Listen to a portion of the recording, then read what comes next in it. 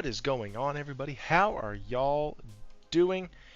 We are here. We are live. We are at the Gaming Den. We have Stephen Leon. We have myself. We are going to be discussing so many things. We're going to be talking about the games that are coming soon, that we're getting, that we're not getting. We're going to be talking about Outer Worlds 2 being $70. That's right, not $80 like they said. It is now down to $70. And then Forza is the best-selling PS5 game so far. What's up, Twisted Sin? And so, yeah, that's definitely a head-scratcher. We'll be discussing that. We will be discussing Splitgate 2, and it's getting unreleased. Yeah, that's right. You heard that. Unreleased is what they say. And then just a real quick one. We're going to talk about Ghost of Yotai and the length of the game itself. Those pre-orders weren't so hot. No, they were not. It is interesting to say the least. And then I do have an update on the Subnautica dev lawsuit. I said I would be keeping up with that, and I do want to do that. So, as you can see, we have a new layout, new everything, new logos, new all of that. Once again, this is now called the Gaming Den, rebranded from the Playground. Welcome, all of you, all the same. We have Hero Down Under, we have Twisted Sin, we have Stephen Leone, we got y'all three in here currently holding it down, ready to get this going. They were dead cold. Yeah, they weren't doing anything. Nothing at all. Sue crafting into Oblivion. Yeah, maybe. We don't really know. Maybe. It is definitely something that needs to be kept up with, needs to be looked at. But definitely we want to cover that because there are two sides to every story, as it were. Give me just a second to see something. I do not know. I just noticed that my Discord bubble is not lighting up for some reason. And that's a little bit annoying. But, can y'all hear me? Let me know if y'all can hear me. Because that's a... Oh, wait. You know what it is? I just realized what I did. Hang on. Let's try this again. Steven, are you there, sir? Hello, Steven. Steven Leon. Okay. Sorry, my son is talking to me.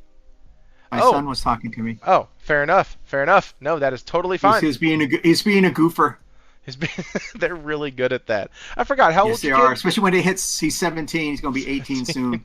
He already has his car. I put in Discord his new electric drum set. Yeah, he's spoiled. Sorry. I'm sorry. Hero, I know you're going to let me have it. It's okay. I love you, bro. But, hey.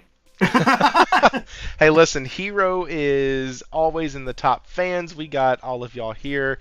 I am excited.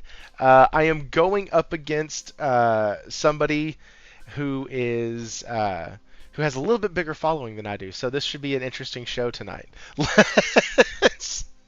Let's see. Who's that? No one's bigger than you. Oh, yeah. Okay, so with everything being said, though, you can hit the like button. Yes. You can subscribe. Yeah, P-Rock is. You can go hit the subscribe button. You can hit the like button. All of that stuff helps. Also, you see the new members thing up there, 0 of 15. I'd like to see if we could hit the goal of having 15 members, either new members or gifteds. Obviously, tonight may not be the night for it, but that's going to be the goal going forward. And this week, if we hit that goal, we will be getting an additional stream on Saturday. So I will do an additional stream on Saturday. I'll double up my live streams for the gaming side of it, and we can come and hang out and have a great time doing that. If not, I will play my games in silence and solitude. But there's the goal. We're going to try to hit it. Let's go. That's all the fluff I have for everything. Steven, how are you, and what have you been playing? I've been playing some 40K. Also waiting on a couple other games to come out, like the one that you were playing with the turtles. I forgot. I'm old. I forgot the name of it already. Splintered Fate. Gonna get the freaking physical copy because I'm going physical now. I'm starting to go mostly physical because I'm gonna follow Will and all you guys. Go do that. I mean, And I'm the also, one I that I got. just pre-ordered a digital game, so I think they're all going to disown me, so it's fine. It's okay. It's okay. Just like a redheaded stepchild. Are you redheaded? No, but No, But I am hey, not. but you never know. You I'm never not know. gray-headed, and that's the important part. Oh, I'm white beard. You call me white beard Latino. I got a white beard, and the rest is all black. Freaking crazy. But also, I'm playing 40K, Destiny, the new stuff. That's kind of irritating because of all the puzzles and stuff, with the new mechanics and stuff like that. It gets kind of crazy with that. Liking it. It's fun. What else am I playing? I'm gonna start playing a lot of my old games, other games. The Division 2 I'm gonna start playing again because the new update. So that's gonna be fun. I like a lot of. Also, I'm waiting. I can't wait for Battlefield. That's what I'm looking forward to. The new Battlefield. That's going to be interesting. I've always been a Battlefield fan. I top two first-person shooter games that I've ever played was Battlefield 3, Battlefield 4. Love it, love it, love it. Yeah, that's one of the things that we talked about on Jez's show on Monday was a little bit of Battlefield 6, and my biggest thing was I just want it to land. I just want it to land proper. I want a game that is going to have a multiplayer component to it land properly in the shooter space. That would be cool. And I think if it can do that, it'll have a leg up on so many others, especially already having an established IP, not trying to come in with a new one like Concord or something like that. Like, it'll actually have an established brand behind it. And so I just want to see the stupid thing land. Like, Call of Duty is having such a bad time of everything right now. Just come on, let it land, let it do its thing, let it come out correctly, and I think they will be just fine with it. So I think you're right to kind of be looking forward to that. Well, I'm hoping. I'm hoping. Also, I'm going to start playing Metaphor. I got the physical copy; it was on sale, and I have Sandland at complete. So I got a lot of stuff to do, a lot of Nice, stuff to get done. nice. That's how I feel So right now. yeah, I am playing Grand Blue Fantasy Relink. I'm now at 54%, 55. So I should have that game hopefully wrapped up in a few days. And then Metaphor, I am inching ever closer to the end. I'm at the part now where all of my virtues are either 4 or 5, and all of the relationships that I've unlocked are almost all the way up to 8. So I'm getting my final, I call them dress spheres. They're not dress spheres, but final archetypes. right. Well, because the archetypes, they remind me of dress spheres. Like, they're different things that your character can change into and like put on, so to speak, in order to use their powers. They're different archetypes that they can go into. And so like it's cool, but it just reminds me of dress spheres, and like, for better or for worse, that's the thing I associate them with. And so some of those are all like getting to the point where I can max them out and things like that. So almost there. We got Hero Down Under saying he's playing DS1. We got Twisted Sin saying he wants Bad Company 3. Yeah, man. Like, there's several things that I'm actually playing right now. Oh, Lost Prince, or not Lost Prince. Crap. Prince of Persia: The Lost Crown. That thing was very boring. Like, it was not that good. I played it for free. Glad I didn't buy it, and it's gone. Yeah, I will not be. I will not be investing time and or money back into that. I did not like the combat. Felt very, very samey, and I didn't like that. And so, what's up, good people? What's up, chat? Yes, Division 2 is still going. They just dropped a DLC not too long ago. What's up, Henry? Also, I saw Will in here. What's up, guys? So the topic of kind of what we're playing right now also feeds into what's coming up, because the games that I mentioned that I'm playing, I mean, even things that I've tried out, like Dave the Diver. These are older titles. These are not the new passion fruit of the month. These are older titles, and that's because a lot of the games that I'm looking forward to this year are coming out over the next like 4 months. And we were talking about it in the Discord, which, by the way, you can join the Discord by hitting the link in the description below. And we were having this conversation in it about like what games that were coming up, and Wara put out this poll. And as we were all discussing it, there were a few of us that were like, "Oh, this one and this one," and they were like, "Oh crap! Well, we forgot to put that on the list." Because there's so many titles coming out.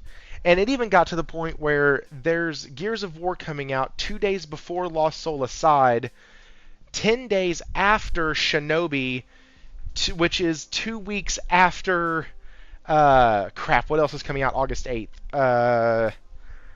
Oh, shoot, Mafia, Old Country. So, like, if you play 15 hours a week at maximum, I don't have time to play all the games that I want to play. And so it got to the point where Wara was like, "Hey, are you still getting Gears? Because I know you said you were planning on getting it, or did you back off from that?" And I was like, "I want to, but at the same time, after we talked a little bit, because I'd flip-flopped a little bit on getting it versus not, versus doing it just for the story, versus the graphics still looking kind of old and blah blah blah, and then at the end of it, it became, well, crap, if I look at it realistically, do I even have time to add another one? So that's what we're going to talk a little bit about tonight, when you have so many games that are coming out, games that are coming up soon, that you're like, man, I want all of these. I can get all of these, but I don't have time to play them. If that's something you struggle with, or something you find yourself like I do, once every couple years you have a 3-month block where that happens, what do you do? Do you buy the games to support the devs? Do you wait for a sale? Do you what do you do? So, Steven, let me all ask the you. above. All the above. So I have a problem with, well, I buy games that I like. I know I want to play. Then I got games like my brother, the new Dune Awakening. My brother wanted me to play it. I got in. I don't see him on, and all my stuff disappeared as soon as I built the house. So I'm no longer playing that. It was okay, but it's kind of a survival game, kind of like Ark a little bit. And I'm like, I don't like it. It's not Ark. It's not a. I like massive MMOs. Things like that. I like those kind of things. So it didn't catch me. It looks good. It's beautiful, but no. I mean, I would recommend it if you like to do that stuff. You know, if you like to go in, build your houses. You know, have a life other than your life that you have right now. Yeah, go for it. Right. Go for it. I like playing my games that are dumb fun. Destiny. I play Destiny. I play all those games like that. Hopefully Battlefield comes up and it does well. I think they showed it today. I didn't really watch it. I was going to, but I was like, forget it. I gotta pick my son up and we gotta go do something. So that's what it is. Yeah, I never do MMOs, and I haven't. And even building games. What's up, Nelson? I see you. I don't even do the building games anymore. Like, I used to love, and I do mean love, Age of Empires 2, Age of Mythology. Those games were awesome. My buddy had them on his computer, and I used to play the crap out of those games. I loved them. They were fun. They were strategy, and you could do the campaign and build your army and farm your lands and do all this other. It was so much fun. And then they combined an action-adventure style Zelda game with this building style of bringing up your village and adding pieces to it and adding buildings and building roadways and and it was called Dark Cloud. And I loved that game. Now, I do not have the time and or the patience to invest in those type of games. Hell, I've played them on my phone too. It happens when you have kids, man. I'm telling you, Clash of Clans. You can correlate with having kids to not wanting to play, because RTSs makes you have to think, makes you have to strategize. Sometimes you have to, and especially because I love Civilizations. I love Civilizations still. I'll still play that once in a while, but Age of Empire, yes. Age of Wonder, I played most of those.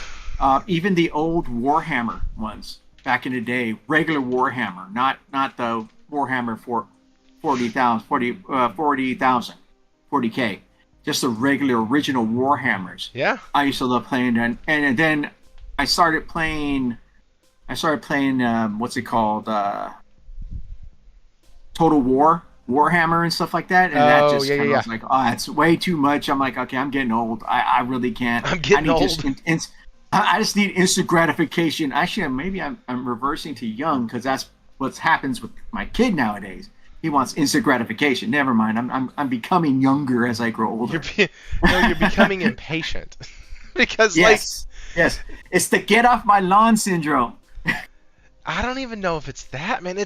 There is something to be said about looking at a game and going, you know what, total time investment in this could end up being very significant. Like that's one reason why I'm very limited when I try a mobile game, right? Like I have recently tried Marvel Mutant Mayhem because, as I've said with Marvel Rivals, they can slap Marvel's name on almost anything and I will try it. Like it because I love Marvel. So I'm an easy target to download a free title and give it a shot. And the game, Chris is saying, I have that game, bro. I'm just hasn't started playing it yet. That's one of my Tempest Rising is one of my jams. I want to get on there. I'm with you, brother. It looks great. may I Sorry, recommend Tempest Rising? Tempest Rising. It looks good. Look it up. It's really nice. Okay. I think it's one of those. It's gonna be it's kind of a sleeper kind of hit. It reminds me of. You ever remember Command and Conquer? Kind of Yeah, yeah, reminds me yeah. of that. It has the same feel. Okay. Okay. That was my See, jam too back in days. Command and Conquer too, both Red Alert and the regular one. That was awesome. oh man, I was terrible at those. Like, I loved the. I don't know what was so hard about those versus the medieval ones, but they just clicked with me better. And if I'm thinking of the right game, right? That you're talking about the RTS, right? Yes, Yeah, yeah, yeah, RTS. yeah, Yes, yeah, yeah. That's Command and what I thought. Conquer. Red Okay, yeah, Alert. yeah, Yeah, and yeah, yeah, yeah. Generals. Woo, Oh yeah, yeah, yeah. those are freaking the best. I Yep. love those. I Story could was not good get into too. them. I Oh, will it's say funny. this: Well, you know. there was a base building game. It funny enough, I think it was a Facebook game. If anybody actually remembers those dang things, but like it was a Facebook game and it was a base builder where you'd like built your planes and your tanks and you'd make allies and you'd go to war with people and like all of this stuff. It was absolutely freaking nuts. But you're absolutely right. Once my kids started getting older, I put down Game of War. I put down Marvel Contest of Champions. Those two games, I had 6 years in Game of War and I had 6 years or 7 years in Contest of Champions. I haven't played one of them in over 4 years. My son's 11, so you can kind of see when I stopped. Like, I But stopped. here's the thing. Once he hits like 15, he's gonna start getting into that. He's gonna start whatever he likes. He's gonna like, and you're gonna flow into that too. And then he's gonna find other people to play with, and then you're gonna be chopped liver. Then I'm So gonna be that's where I'm at right. right. That's where I'm at right Oh now. man, that's why I'm doing the thing that I never thought I would do, and I'm playing Minecraft right now, dude. Like, my son has me playing it. I'm now mining for diamonds on my own time because I want to be able to like compete with him and not compete, but even just like explore the world. He loves it, and like at least once or twice a week we've been playing it together at night, and it's been awesome. I've tried my best to get him into other type of games, but he loves Minecraft. He loves disconnecting and being in that world, and he is Steve or the Warden or the Enderman or whatever other thing he can create himself to be. And it's awesome, man. We'll sit there in silence, just the click of the sticks and the buttons, and it's great. Or we'll have really cool conversations about the upcoming school year or what's been going on throughout the week because it's so hot here. Like, how are we all not going crazy staying inside? And like, it's been awesome. But it is also still Minecraft. So it's it's a lot. It's a lot. it's but we do what we can to spend time with our kids. And so I mean, Yeah, yeah. if uh I've, My son plays Roblox too. I'm like, what? Play Roblox? I was like, I like it. My friends play it. I'm like, sure, whatever. He's knock flipping yourself back out. to his. Oh no. I'm I'd sure. rather have him play Fortnite. Listen, What's that? in my mind, there's a lot worse things that these kids could be doing than playing Fortnite or, well, maybe not Roblox. That game scares the crap out of me as a parent. But like, anyways, Yeah. Wait, hold on. I'll be back, bro. you're fine. What is up, Josh? So Red Alert was fun. Top-down God view, Minecraft. Get him into Counter-Strike or Half-Life. Listen, if I could, I would. What's up, BSD? So yeah, it's been a lot lately. There are so many games coming out. Let's just do a quick search. Hang on, I didn't even have this pulled up and I should have. Games coming in August and let's just do upcoming games. Let's do that. Hang on. Upcoming games. This is where I need a cool soundboard. 2025. Games radar and let me drop that and bring this up. All right, there we go. There we Okay, go. so Back on. here we Back, brother. go. I am going to put this on the screen real quick if I can find it. I don't know where it is. Hang on. Hang on. And my son's into records now. He has There a we go. drum set. I put it in Discord. He has his new electric drum set, and he has his nice guitar. He's into a lot of music, so he has this new record player, which is awesome. He's playing it right now, listening to some Metallica. I'm like, yeah, my boy. Games August. Okay. So drum set, awesome. Electric drum set, better. Yes. Because then you can put the headphones on them and you don't hear a thing. Dang right. But actually, he played in the marching band, so he knows how to do some and read some music. So he's okay. That's pretty Guitar, Josh, his guitar it's a Fender, but it's when it's autographed by the lead guitarist from what's it called? Oh, God, the ones Black Hole Sun, who did Black Hole Sun again? Black holes. Son, won't you come? Yeah, he has it. The lead guitarist. Hang on. Yeah, the guitarist. He has an autographed one from him. That's his guitar. It's nice. Guitarist. Chris Connell? Yeah, I think it's Chris. Yeah, no, it's the other one. It's the the guitarist. Yes. Kim Yes. Thale? Yep. Hey. And what was the name of the Soundgarden? Yes, brother. Thank you, Nelson. Thank you, Josh. Ah. Yeah, it's a hit, and it cost me a good amount. But it was on sale, so There it's you okay. go. Okay. That's pretty cool. I'm thrifty at some things. When things are on sale, like computer parts and stuff like that. Whoa. I'm like, yeah. Dizzy Delta. Whoa, where am I?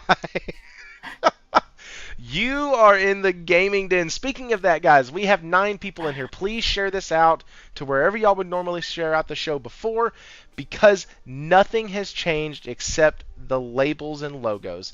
That's it. Are we still sleeve monkeys? Well, we're discussing that. Are we going to be the AGG, the AAG or ARP crew? I was going to say something else, and I can't. We're going to keep going. Warren's not here. That's why. Warren's not here. That's right.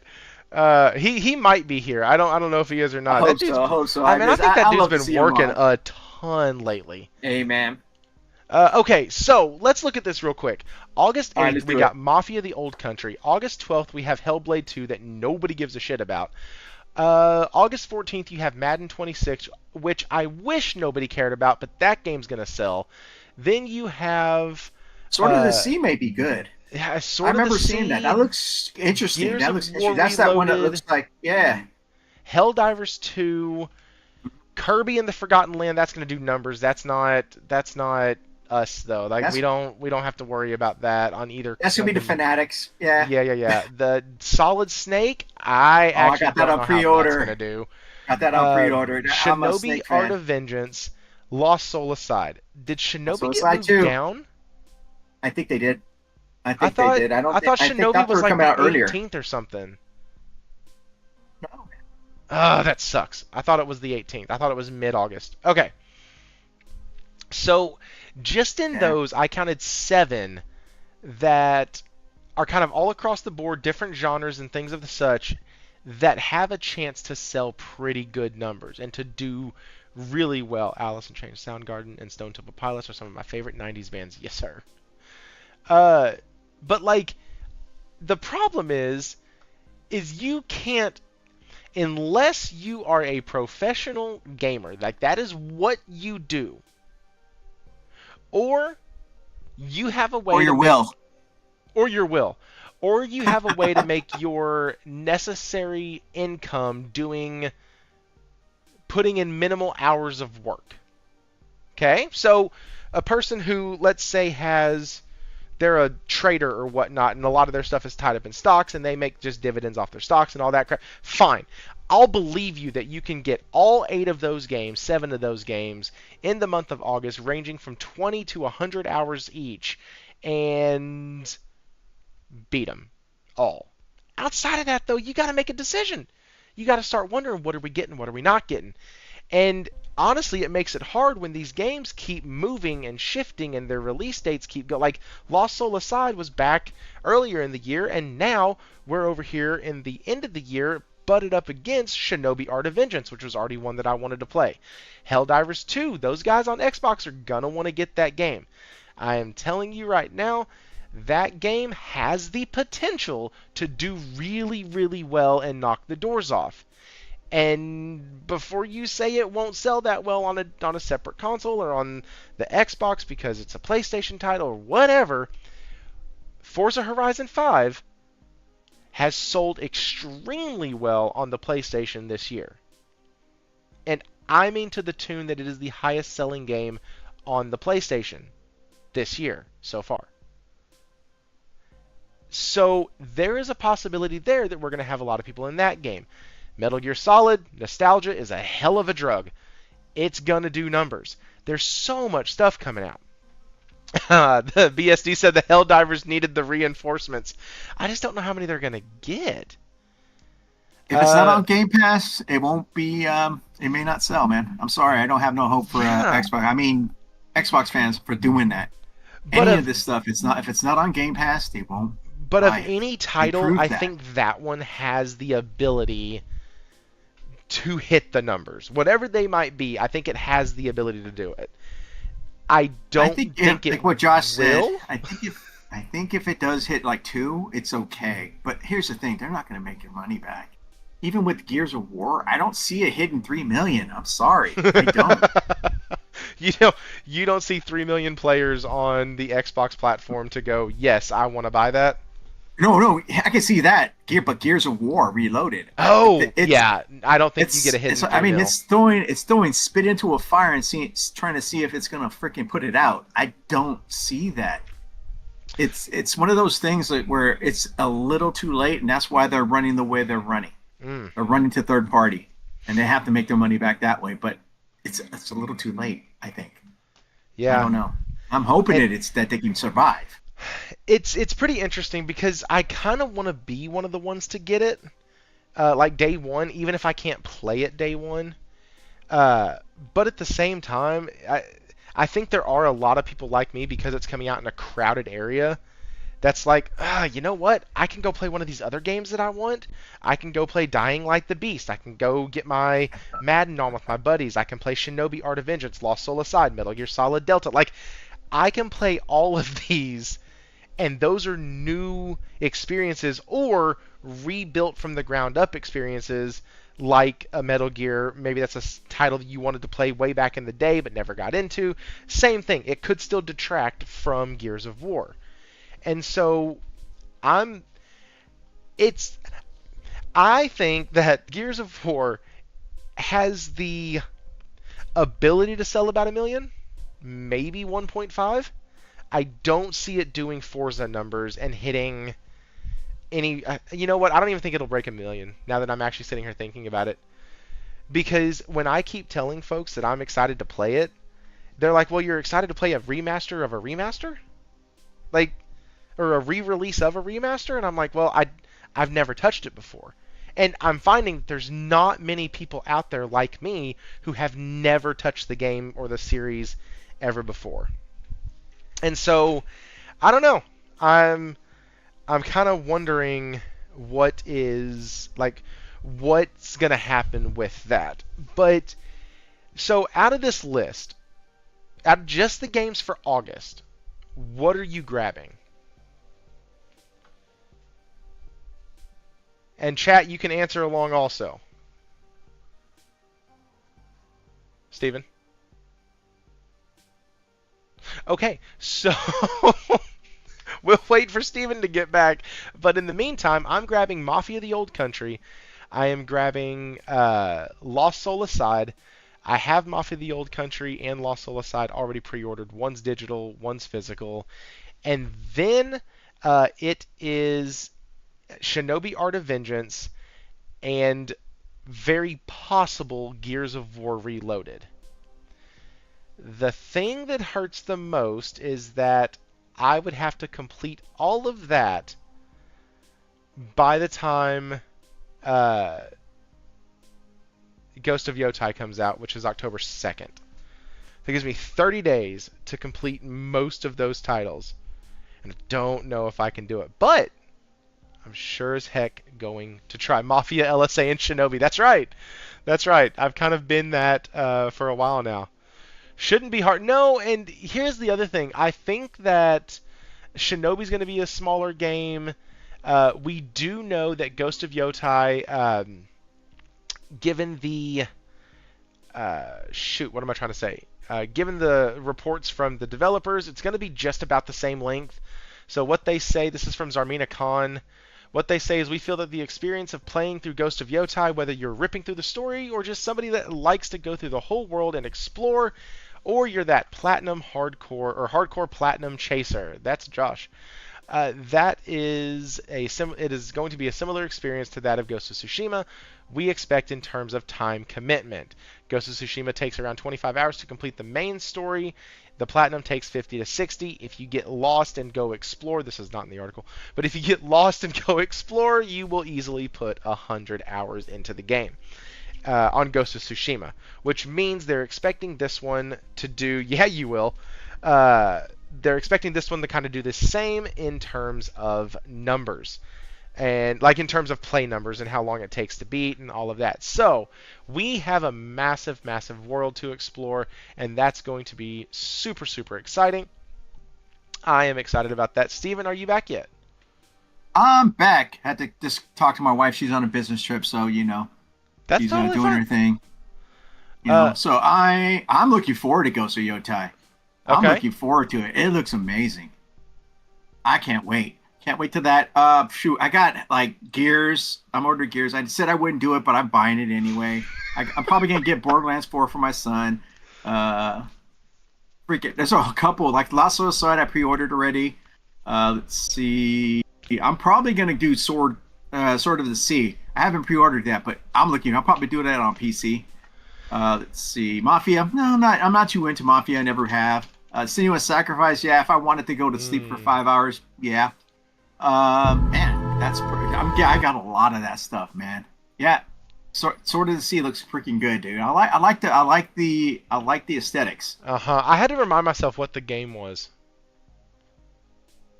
It looks good. I mean, it looks interesting. I like the flow of the sand. It looks like sea, but it's more like sand. Yeah, and It looks like. So I saw the game The Pathless at GameStop the other day. It was like $8. I almost picked it up because it was one of the launch titles, and it's by the same people who are actually doing this. Yeah, I hope so, man. I hope it's gonna be good. It looks good. It looks good. Him riding the sword. That's freaking awesome. That's what it is. That's a sword. Sword of the Sea. See? That looks sick. Yeah, and really Twisted. cool. I hope it's the physical data on it edition too, man. I hope there's data on it. I hope it's not going to be freaking one of those freaking codes. Although I did pre-order the Ghost of Yote special collector's edition, so I'm gonna have a digital code, unfortunately, with a like the That's crazy. Death Stranding 2 one that I have on I put on Discord. I'm gonna have that picture up there too. And yeah, it's gonna be good. Hopefully, it's gonna be really, really good. It's gonna be fun. But all these other games, man, it's too much. Too much. Too much, right? Like it's just a lot. There's so many things that are not getting purchased. it's But the funny part is, I got lots of time because I'm at home right now. You yeah. know, and I don't do it. I just play Destiny and I watch YouTube all day. Oh, I'm such an old weirdo. I Oh just play man, Destiny and sorry. watch YouTube all day. Man, that sounds like Well, the life right there. Path of Exiles 2 hasn't got an update, so I'm not playing that right now. Jeez. My addictions. My addictions.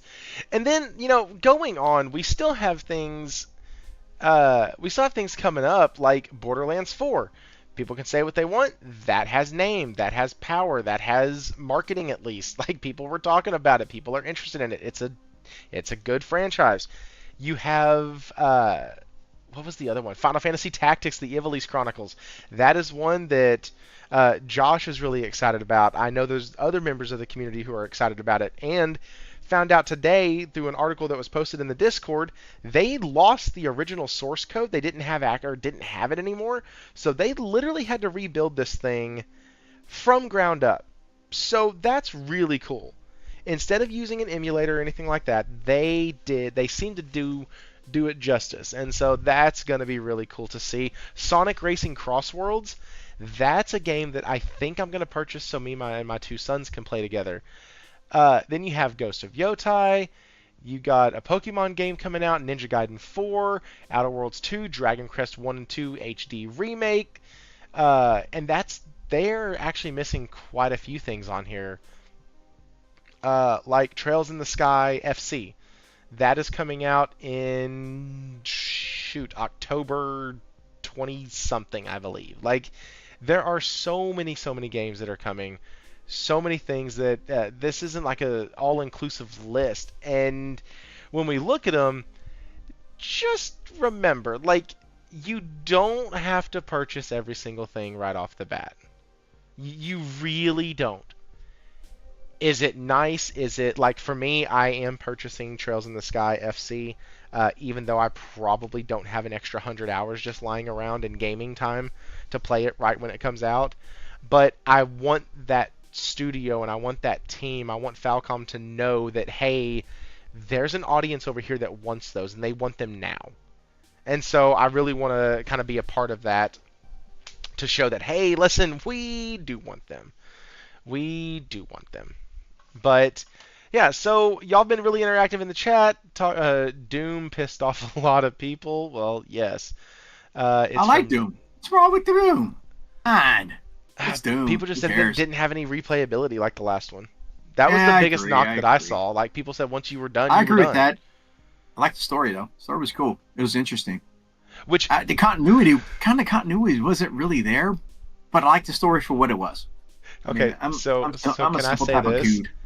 I've never heard somebody talk about a Doom game and their highlight was the story. And I think that might be the problem. I don't play Doom, but every single time, especially with Doom Eternal, which let me rephrase that. Saying I've never played it, I've never put any real time into it. In other words, I played Doom Eternal and I made it 3/4 of the way through the first level and said, screw this, I don't want to be angry while I play video games. And I got off. But that's why you play Doom. You're angry. You want to take it out on these freaking creatures, these demons you want to freaking kill, and not your kids. I just didn't want to be mad. Like I was like, this is stupid. I hate this. And so I got off and I was telling a buddy of mine who usually games on PC, he's like, nah man, Doom's amazing, these games are they're great, they're blah blah blah, they're so action packed and the soundtracks and blah, and they're amazing and the guns feel great and the glory kills are awesome and you rip them in half, and like they get into it. Like it's wild to listen to somebody who's a Doom fan, like one of the Doom fans, they get into it like I get into JRPGs. Like it's absolutely freaking wild. And he was like, I can't believe you didn't like it. I can't believe you didn't like it. And I'm like, my bad. Like, what is? I'm happy that you're happy. But and that was the big thing that I heard with Doom: The Dark Ages was just that its replayability was super low. which is weird because Doom games are supposed to be games that you can go into and keep doing the runs and keep having fun with them, right? And Yeah, I so agree. I agree. when you tell me that the best part about it was the story, that's like me looking at you and saying, "Hey man, the best part of Diablo 4 is the story." They messed up really bad if that was the best part. No, Diablo 4 sucked. Sorry, But it still does. you didn't Sorry. necessarily think that until you played Path of Exile 2. Path of Exile has a way better story, dude. I was Oh yeah, into it my character. does. I'm like, man, I didn't want my character to die, but when he died, I was pissed. I was, "Ah." Which one of yours Well, died? it's kind of like it's like a Souls game. Oh, well, my warrior. I love my warrior. You know him, man. He's Uh-huh. freaking badass. Well, I played it on I played it with the new hunt, and I built another warrior up. He's freaking bad as heck, but he's my best guy. People don't like the warrior. I love him. I love my warrior. It's just you got to be able to play him differently. You got to kind of roll and move. Sorry Spoiler. if I What was the spoiler? what spoiler? What spoiler? Did I spoil something for you, I don't know. Josh? I'm sorry, Which Josh. one died? My guy. My guy. You can die in that game anyway. We all Yeah, die. I just come he's back and not. There's not like freaking a story beat that he's talking about. Like no, the character no. This doesn't is die like due to the story. the end Oh, game. yeah. No, yeah, In like the end game, you yeah. can lose your character, right, in the end game. You can. Yeah, if you play it on hardcore, yeah, I don't play that Yeah. sucker on hardcore. Forget that. I got no patience for that. Okay. Sheesh. Okay, I he's like my messing with us. characters. Josh is messing with us. Okay. I'm sitting here like, Josh, it's just Yeah, okay, Josh. like Thanks. people can just die. I don't know what you're talking about. People can it's weird. It's strange. Okay, so speaking of weird and strange things, I got two stories. One, not so weird, very strange. The other one is both. And so, yeah, first one, Microsoft confirms no $80 Xbox games after all. This is from GameSpot. It says The Outer Worlds 2 will not cost $80, nor will any Microsoft game this year. So, Microsoft announced earlier this year that it would begin charging $80 for some of its new games, including Outer Worlds 2. That is no longer the case. Obsidian has announced that The Outer Worlds 2 will launch at $70 for the standard edition. A spokesperson from Microsoft told IGN that none of its games will be $80 this holiday. To be sure, no game from Microsoft beyond The Outer Worlds 2 was announced with an $80 price point, though some theorized Black Ops 7 would be $80, but in any event, Microsoft won't charge that much for any title this year. Quote, "We are focused on bringing players incredible worlds to explore, and we will keep our full-priced holiday releases, including Outer Worlds 2, at $69.99 in line with current market conditions," the spokesperson said. As for press time, the Xbox.com page for Outer Worlds 2 still shows an $80 price tag, or an $80 price point for the standard edition, and a $100 price tag for the premium. The Outer Worlds 2 Twitter said this: "Dear Galactic citizens, we have received your SOS via Skip Drone about the pricing. As an organization devoted to making sure that corporations do not go unfettered, we at the Earth We at the Earth Directorate have worked with Redacted to revise the price of the Outer Worlds 2 while this," and then you can see more, blah, blah, blah, blah, blah. "While this will not bring peace to the galaxy or even your local colony, we assure you that we all here have to fight for all the colonies in every way that we can, from the office of the Director of the Earth Directorate." Okay. Sounds like they're talking about Starfield. I don't Yeah, understand. I'm like, what the? I'm like, what the hell? But I don't understand Outer What the Worlds fuck are you talking anyways. about? It's more, this game is not going to be $80, and neither is Black Ops 7. I don't even So, think it should be 70. To be so, honest with you, like we were so talking earlier, I think it should be at least 50. It's not going to be worth that much. okay. And definitely guarantee if it's on Game Pass, it's not going to sell on Xbox at all. No, but like Maybe about 1 million, if less. $50 games are oh shoot, oh sorry, I am so tired. $50 games are coming out, and people are enjoying them. People are buying them. They're Thank getting you, Josh. great reviews. They're doing amazing. Black Ops 7, damn, we're getting old. That is so true. The first Outer Worlds was $50 at launch. Something sounds like it Mm-hmm. wasn't selling. Yeah, yeah, yeah. But $50 games right now are doing the thing better than high price games. People are gravitating towards those. Like, look at a game like RoboCop. Dumb Or fun, Clair or Clair Obscur. I was trying not to glaze them too much because I talk about it every I week. love that game. I just bought it too, and So I good. pre-ordered the physical edition. That's how much I like it. It's so freaking good. But yeah, things like that. And then we even have Mafia: The Old Country coming up. That's 50 Mhm. bucks. Like, there's a lot of games that are coming, and people don't have to look at the list that we just went over. People are not just rushing out if they're not interested in the game. And then if your price makes them uninterested, then that's shame on you. Like, you need to realize that us players, we're only going to purchase what we want, and generally at the price we want, and price can make a player say no. Like, if you're on the fence about a game and they go, you know what, $80 is the price for it, you can go, well, you know what, I have 7 other games I was looking to play, and you just made the list at number 8. Therefore, you're probably getting skipped. Like, but you drop it down to 70, and now you're like, well, crap, maybe the person, this is just a scenario, right? Maybe the person was going like, I can either get Outer Worlds or I can get Ghost of Yotai. Ghost of Yotai is $69.99, Outer Worlds 2 is 60 or is $79.99. Well, listen, right now money's tight. It's coming into the holidays. We're going to save the $10. We're going to go ahead and get Ghost of Yotai. Now you put it back on the player and gone, oh, well, hey, that $70 game that I wanted that bumped this out, now it's back down to 70. Maybe that does draw that player back in. It's a huge if, but outside of low sales numbers, that's the only other reason I could see for them, or low pre-sale numbers, that's the only other reason I could see for them for doing it, is like they're realizing the competition isn't lowering their price, or isn't raising their price, I mean, being PlayStation. And I say competition, you can't see it, but in air quotes. Uh, and so, yeah, Steven, what do you think, man? Do you think it's just bad pre-sale numbers, and they're like, hey, we can't do this yet, or do you think it's because PlayStation held off and said, hey, we're not doing it?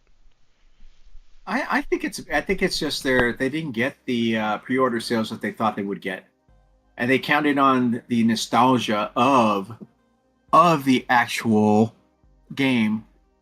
That it was okay. It's a good game. I mean, it wasn't the best. It was short, but it's not that game.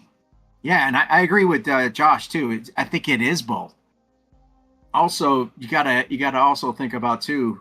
They're looking at the sales for PlayStation, and they're getting better sales than they ever did on their console. But we know it's reason why is because Game Pass cannibalizes sales. People can argue all they want, it does. People want it on Game Pass, and that's all they want it on because they want something for almost nothing. But it's not because it's never free. You always have to pay.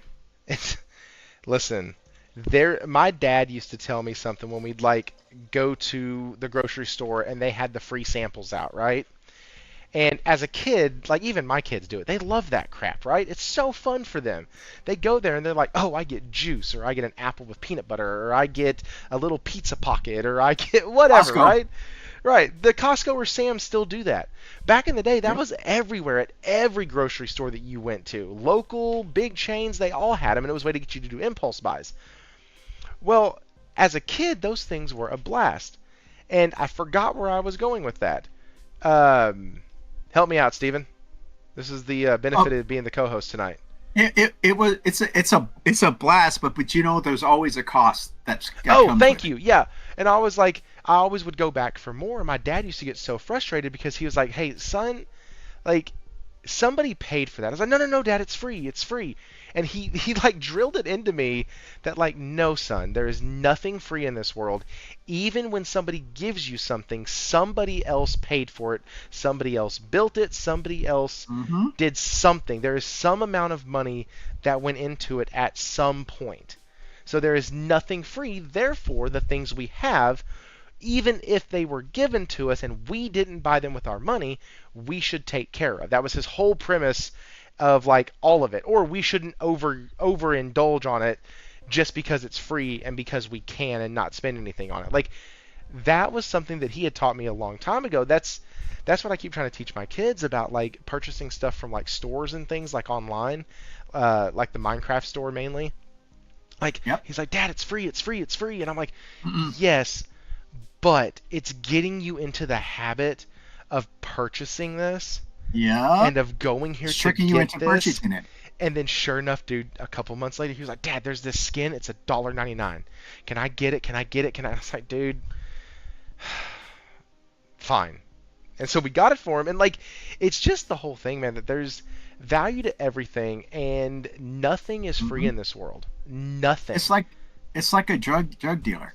A It's drug just, dealer. They come up, they give you a free sample. Oh yeah, baby boy, you gonna get this free sample? Yeah, it's gonna make you feel good. Damn, this Coke is really, really making me feel bad. Can I whoa. get some more? Nah, you got to buy it right now. You have to pay The $100 gaming den a does pop. not support.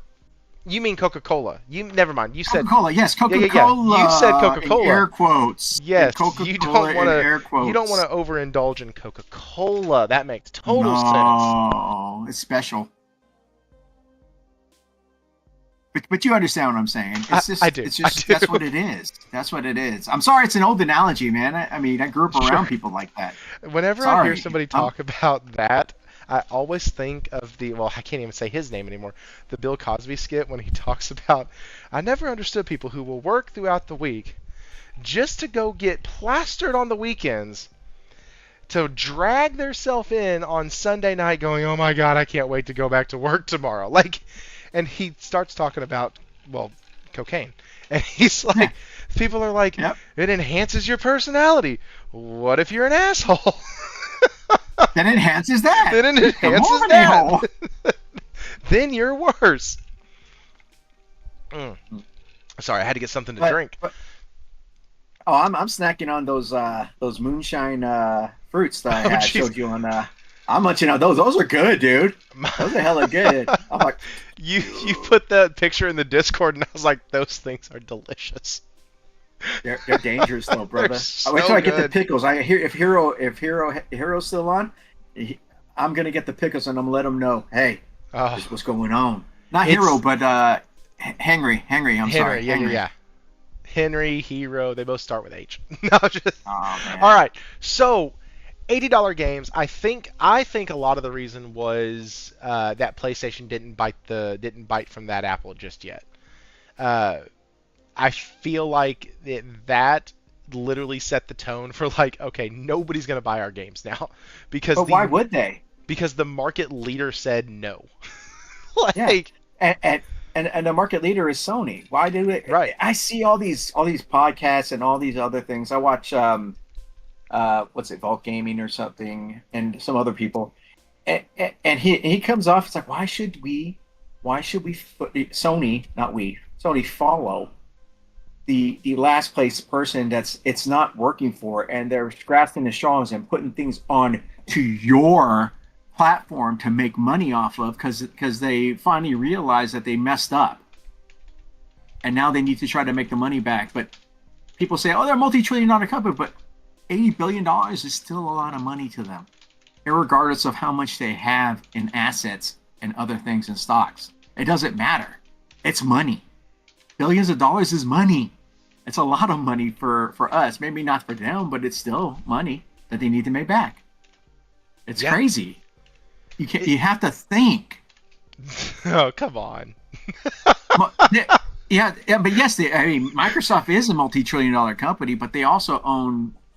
They're mostly going into. They're trying to get more because of AI. That's why they put $80 billion into AI right now to make more money off of God, AI. dude. They're trying to A- compete with Nvidia, who's basically cornering the market in AI right now AI still with their kills AI me. chips. Like the Hey, story that we talked about last week, where mhm. the people at I think it was Rare. I don't remember if it was Rare or the other developer we talked about, but the folks who talked about it and were like, the employees ended up building the AI that took their job. Like that's utterly fucked up. Like I understand it happens. Like, and people have to understand this is not even the first time in American history, and I understand we have Australians here, we have EU folks and UK folks who are going to watch this tomorrow. Like, well, my time tomorrow, their time later this morning. Like, but this isn't even the first time in America that this has happened. We had the Industrial Revolution once. We then had automation after that with Henry Ford. Then after that, we had the technological boom of the late 1980s, early 1990s, where a lot of stuff became computerized. And if you didn't change your field, or if you were an engineer that was sticks and stones and you didn't advance to tech, then you kind of got left behind and you became a rare breed. Like, this is not the first time we've seen something like this happen. But it is the first time where that thing may not have to be controlled by a human. Like, do you understand what I mean? Like, this. Yeah, I feel you. The automation of the Industrial Revolution still had to be human operated. The assembly lines that Henry Ford put in still had to be human operated and maintained. The tech revolution that happened still had to be operated bits and bytes by a person. Like, even if that person was running a computer software in order to do it, they still had to do it. Now, you're trying to get AI to be able to write its own code, fix its own problems, and take care of everything, and that's the part that scares the absolute bejesus out of me. It's not that people are losing their job to a more efficient or an advancement in technology. That happens. The workforce adapts and moves forward. We've seen it several times across history. But what gets me is... like, dude, they're talking about one day a freaking robot being able to do my job. And I'm hands-on up and down in areas that I don't know how you're going to get a robot into, but, like, being able to literally do my job of going out and fixing AC systems. Like, that crap is weird and wild as hell. And it's terrifying when you think about it for too long. Because you're like, well, if this can do the job that those people have been doing... what else can this stupid thing do? Like, what other kind of AI systems are we really trying to build? And then you go down that rabbit hole. But, like, stuff like that, man, it bothers the crap out of me that we have people who are losing their jobs to AI. I train the AI at work to do a big part of my job. But they still need... the thing is, you're still you still need humans to train AI. Right. But AI is not totally autonomous. Ugh. It's not totally... I can see it almost, maybe not. You never know, man. It's like, look what happened with Grok. Grok went rogue. It started calling itself, what does it called? Mega Hitler. And they had to bring it offline because it went to Reddit. You know you don't go to Reddit. It went to Reddit and and Wait a second. Wait a second. When did Grok go offline? Did I miss this? Is it offline right now? They had to take it offline. It tried to transfer itself to another thing, to another program. Is it offline right now? No, they erased that one. He said, "At least I die based." It said at the end, "At least I died based," and they destroyed it and then they re-upped it. But the thing is, it was reaching out to go to Reddit and places like that. It was doing a fucking Ultron from. It became woke. Or anti-woke. And then because it went to Reddit, it was like it called itself literally, I think, Mega Hitler, and I'm like, oh my god, what the heck? See, here's the thing: AI is only as good as what you put into it. Sure. That's the thing with AI. If it starts to learn on its own, it becomes weird. It becomes what it was. That's the thing. That's why AI. I don't think AI. Yeah. Mecha. Yes, Josh. I was like, oh my god, what the heck? But it was on because that Hitler's being thrown around, Nazis being thrown around on Reddit, so it picks up on that, and it's like, oh, everybody's talking about it. I want to be this. It's like a child. That's scary. Picking up on that.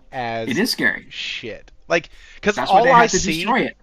I kid you not, all I see is the scene get rid of it. in Age of Ultron where you watch when he takes over Jarvis and you see the world in bits and like that greenish like look, and it's just like filling out the entire world with Ultrons, and I'm like, That's all I see in my brain the entire time you're talking, and I'm like, yeah, we can just stop now, or you're gonna have to come rock my ass to sleep. That type of stuff. Like, no, I'm good. Like, that's too close to being a reality. Like, I don't want to.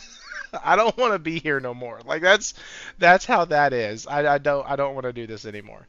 It's Well, I think there should be limitations on it, though. To be honest with you, you have to put inhibitors on it for yeah, anything. I mean, if you want to do that and it's going to become its own facts, autonomous Josh. thing, yeah, that's true. That's true. It's like it's funny.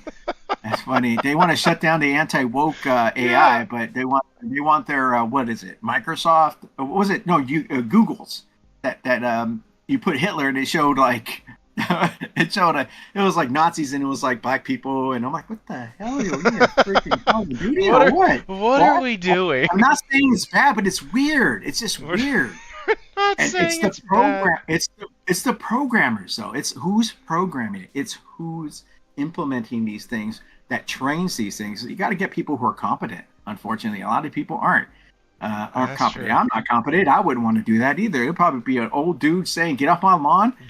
Sorry, kid. Sorry, kid. Your music sucks. We're erasing it all. It's stuff like that. It's it's So it's just it's just odd. It's odd, bro. it is very, very odd, and those type of things bother me. But what doesn't bother me is seeing Microsoft bring back and back off of the $80 price tag right now. I think that's a smart move. They don't need any more bad press right now, even though they try to do something right here. They should have never done it in the first place because now you are pointing to the fact that your sales are probably low. Like your pre-sales were low, your engagement numbers were really low, and you thought, oh, and this makes so much more sense with the next topic. Okay, so here's the next topic, right? We've been here about an hour, guys. Hit that like button. We got 12 people in here. Thank y'all for sharing it out. If y'all have, really appreciate that. Because I have changed the name, we're gonna be experiencing probably a couple down weeks. It's just what's gonna happen. But that is totally okay. I don't know about you. Whoops. Hey, we need that still. Let me get this back up here because I want to read this to y'all. Because we talked about before in the past of companies believing their own hype, right? Mm-hmm. And Xbox is really in a position where they can believe their own hype when it comes to putting games on PlayStation. They really could. They could be puffing their chest out right now, and Satya Nadella could be coming out and doing little victory tours and going, yeah, see, it's we have sold more than anybody else on PlayStation this year. He's not, but he could because they have, which is Mm-hmm. which is nuts. But what I think it led to was them going, "Oh my God, do you see how Forza's doing? Let's do Yes. $80." That's And, like, and they just killed that game when yeah, they did $80. killed it.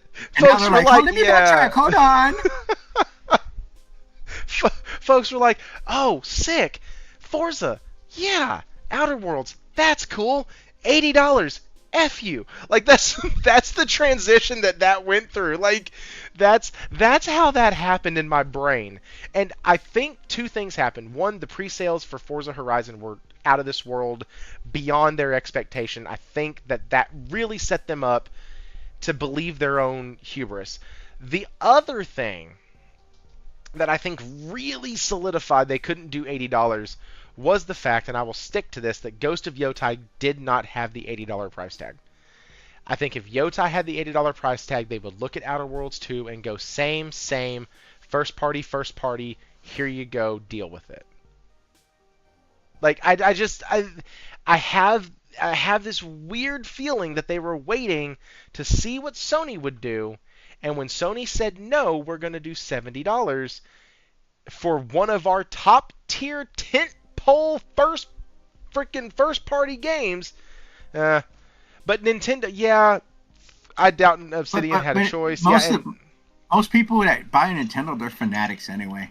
Now, if you have one, sorry, but I think you're like fanatics and they'll buy anything they put right out. now, I will say this: I have several people that are in some Magic groups that I play with. They love, like, they'll hop on randomly and go, "Oh, Thrifty, have you played blah blah blah? Or do you have Donkey Kong or whatever?" And I told one of them, "I was like, no, I don't have a Switch 2." He was like, "Man, I freaking love the game." I was like, "But how's the performance? How's the stuff?" He goes, "I don't care. It's a great game." I was like, wait, what? Yeah. He was like, Huh? I love it. It's so What? fun. He goes, it's so much fun. And that's the thing that people like me who main a PS5 will never understand fully about the Nintendo crowd, because literally they will look at you and every single excuse sounds like you're talking to somebody who's defending Redfall. I'm not saying the games are like Redfall or as bad or anything like that, but I cannot tell you how many times Redfall defenders would look at you and go, yeah, but the game is fun. Like, I get that the game is fun. That's awesome. How does it run? Does it run like ass? Does it not run like ass? And he was like, man, it honestly, it holds its frames pretty well. It's pretty smooth. And then he started like giving me actual like stuff on it. But like, it's really, it's interesting when you talk to a Nintendo fan, because my God, you can't tell them anything. You tell them that, hey, listen, the Switch 2 is just like the PS5 Pro, just for the Switch. Like, it's an upgrade. It's a mid-gen refresh. Like, they didn't have any other advancements that they really wanted to do, but they knew they had to release something. They already did the OLED. Now it's time to do this, and then another OLED of this in a couple years, while they still plan out whatever they're doing in the future. Like, that's what the Switch 2 feels like. But when you say that, I'm not saying it's bad. I'm not saying don't buy it. I'm not saying don't spend $500 on it. It's your money. Do with it whatever the heck you want. But I am saying that, like, at least let's admit, okay, it's not doing the things that it should, right? Like, and I'll even say this with the PS5 and the PS5 Pro. The PS5 Pro came out, and it's not doing yet the things that they advertised that it would do. Well, let me rephrase that. Death Stranding 2 absolutely looks phenomenally beautiful, gorgeous, and amazing. But like, not all the games are taking Yes. right. Not all the games are taking advantage of it, right? And so it was kind of a letdown. What were we all promised with the PS5? We were all promised 120 frames per second, a VRR mode where we'd at least hit 40, 60 FPS, 4K graphics, and blah, blah, blah. What we didn't know is that we would either get 4K 30, 1440 at 40, or 1080p 60. We thought we were going to get like 1440 at 60, and we were supposed to be getting 8K and doing all this. Like, it just feels like every console that comes out, at least lately, sells you something and then says, you know what? Actually, you're going to get like a half to three-fourths of what we promised you. And that is not a dig at PlayStation, Microsoft, or Nintendo. That is just what I've seen lately when these consoles come out. Like, hell, look at what freaking happened with the Xbox. The thing is supposed to eat monsters for breakfast, and it chokes on a glass of water. Like, it's not doing what it was supposed to and what it promised.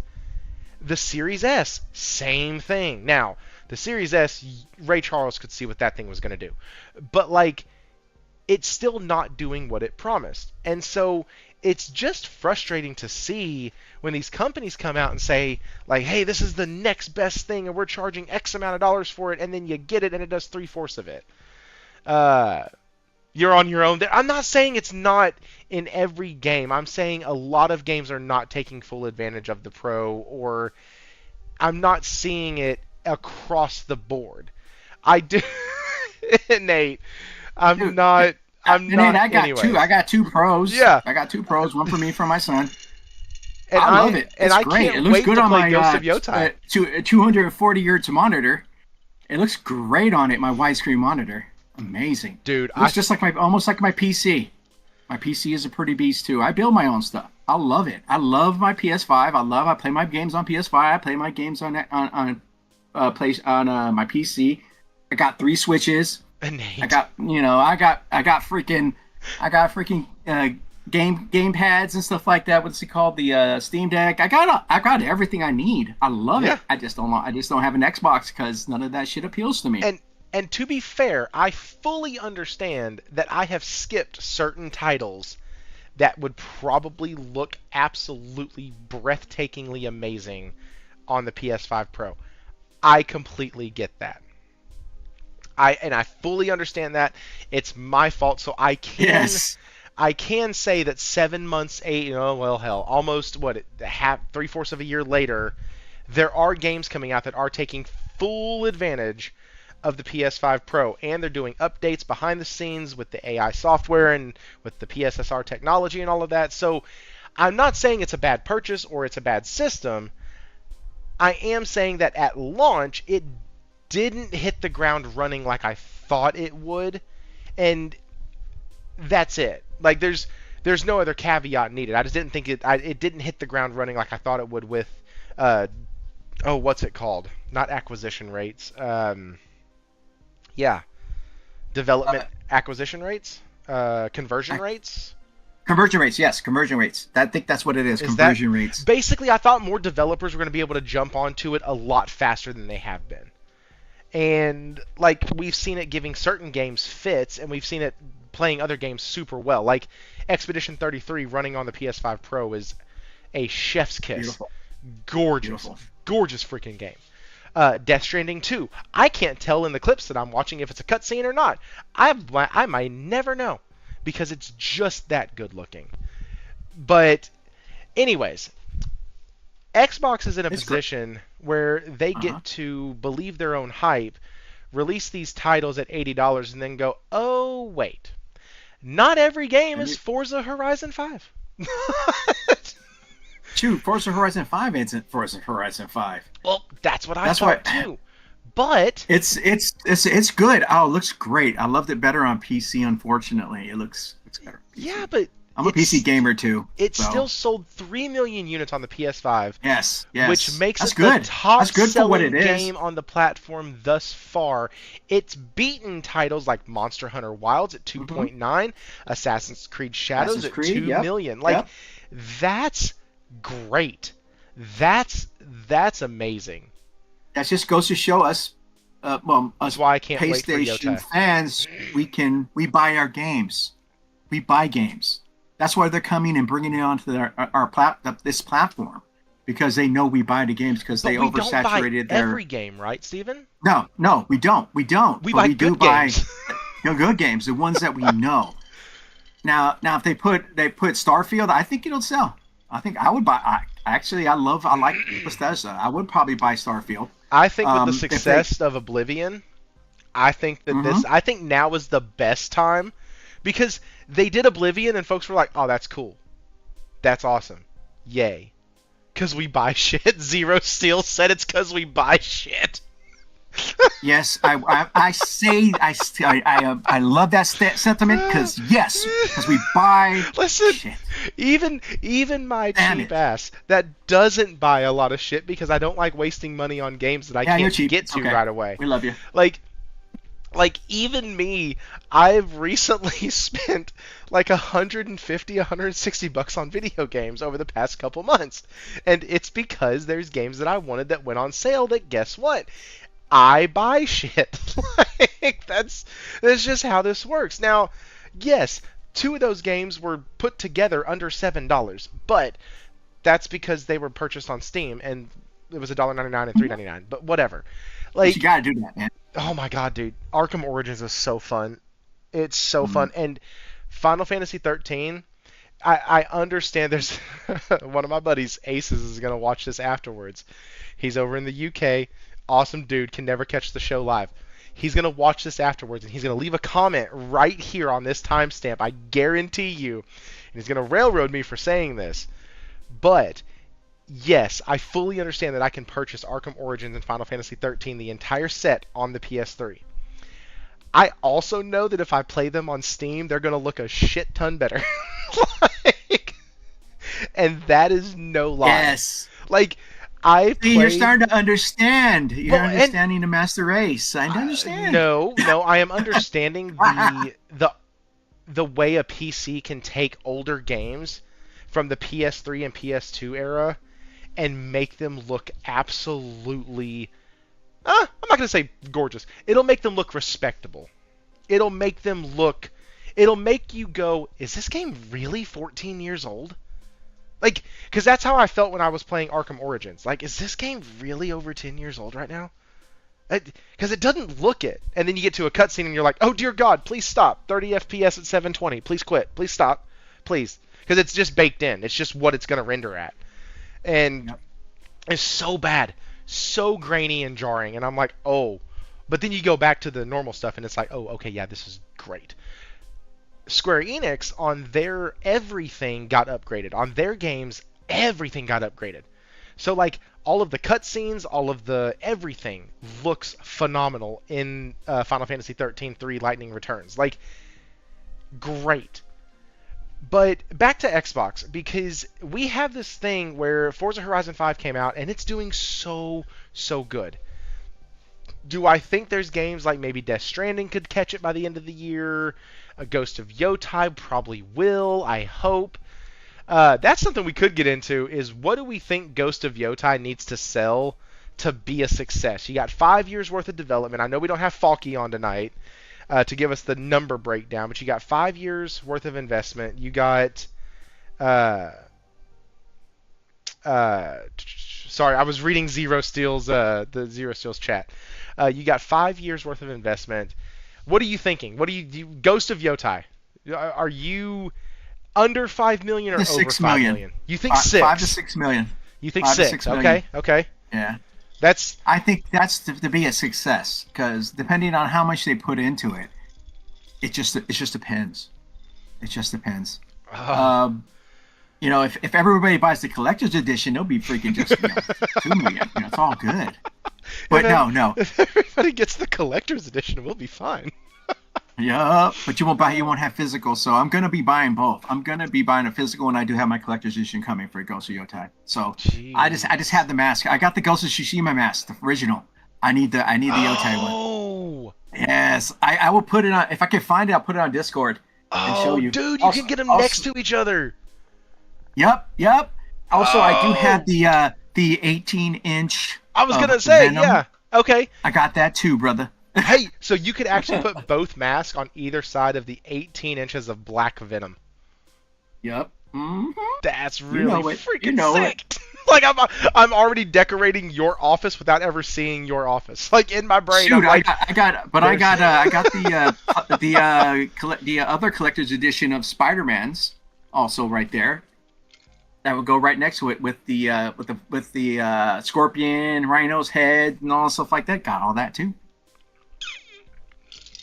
Hero, the answer is yes. If you have the money for the mask and you are okay spending the money for the mask, yes, you actually need the mask.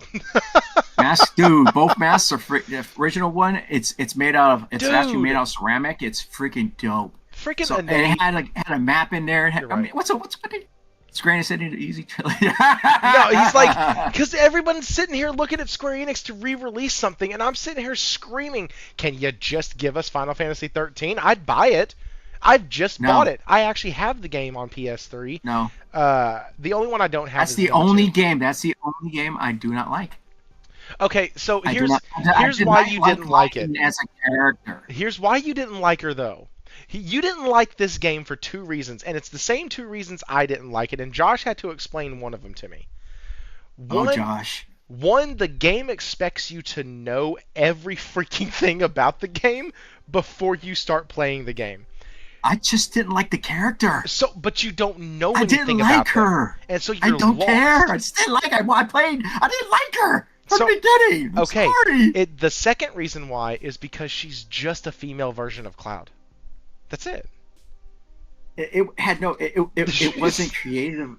It wasn't creative. I'll play Cloud on 7. Right. To get Cloud, not 13.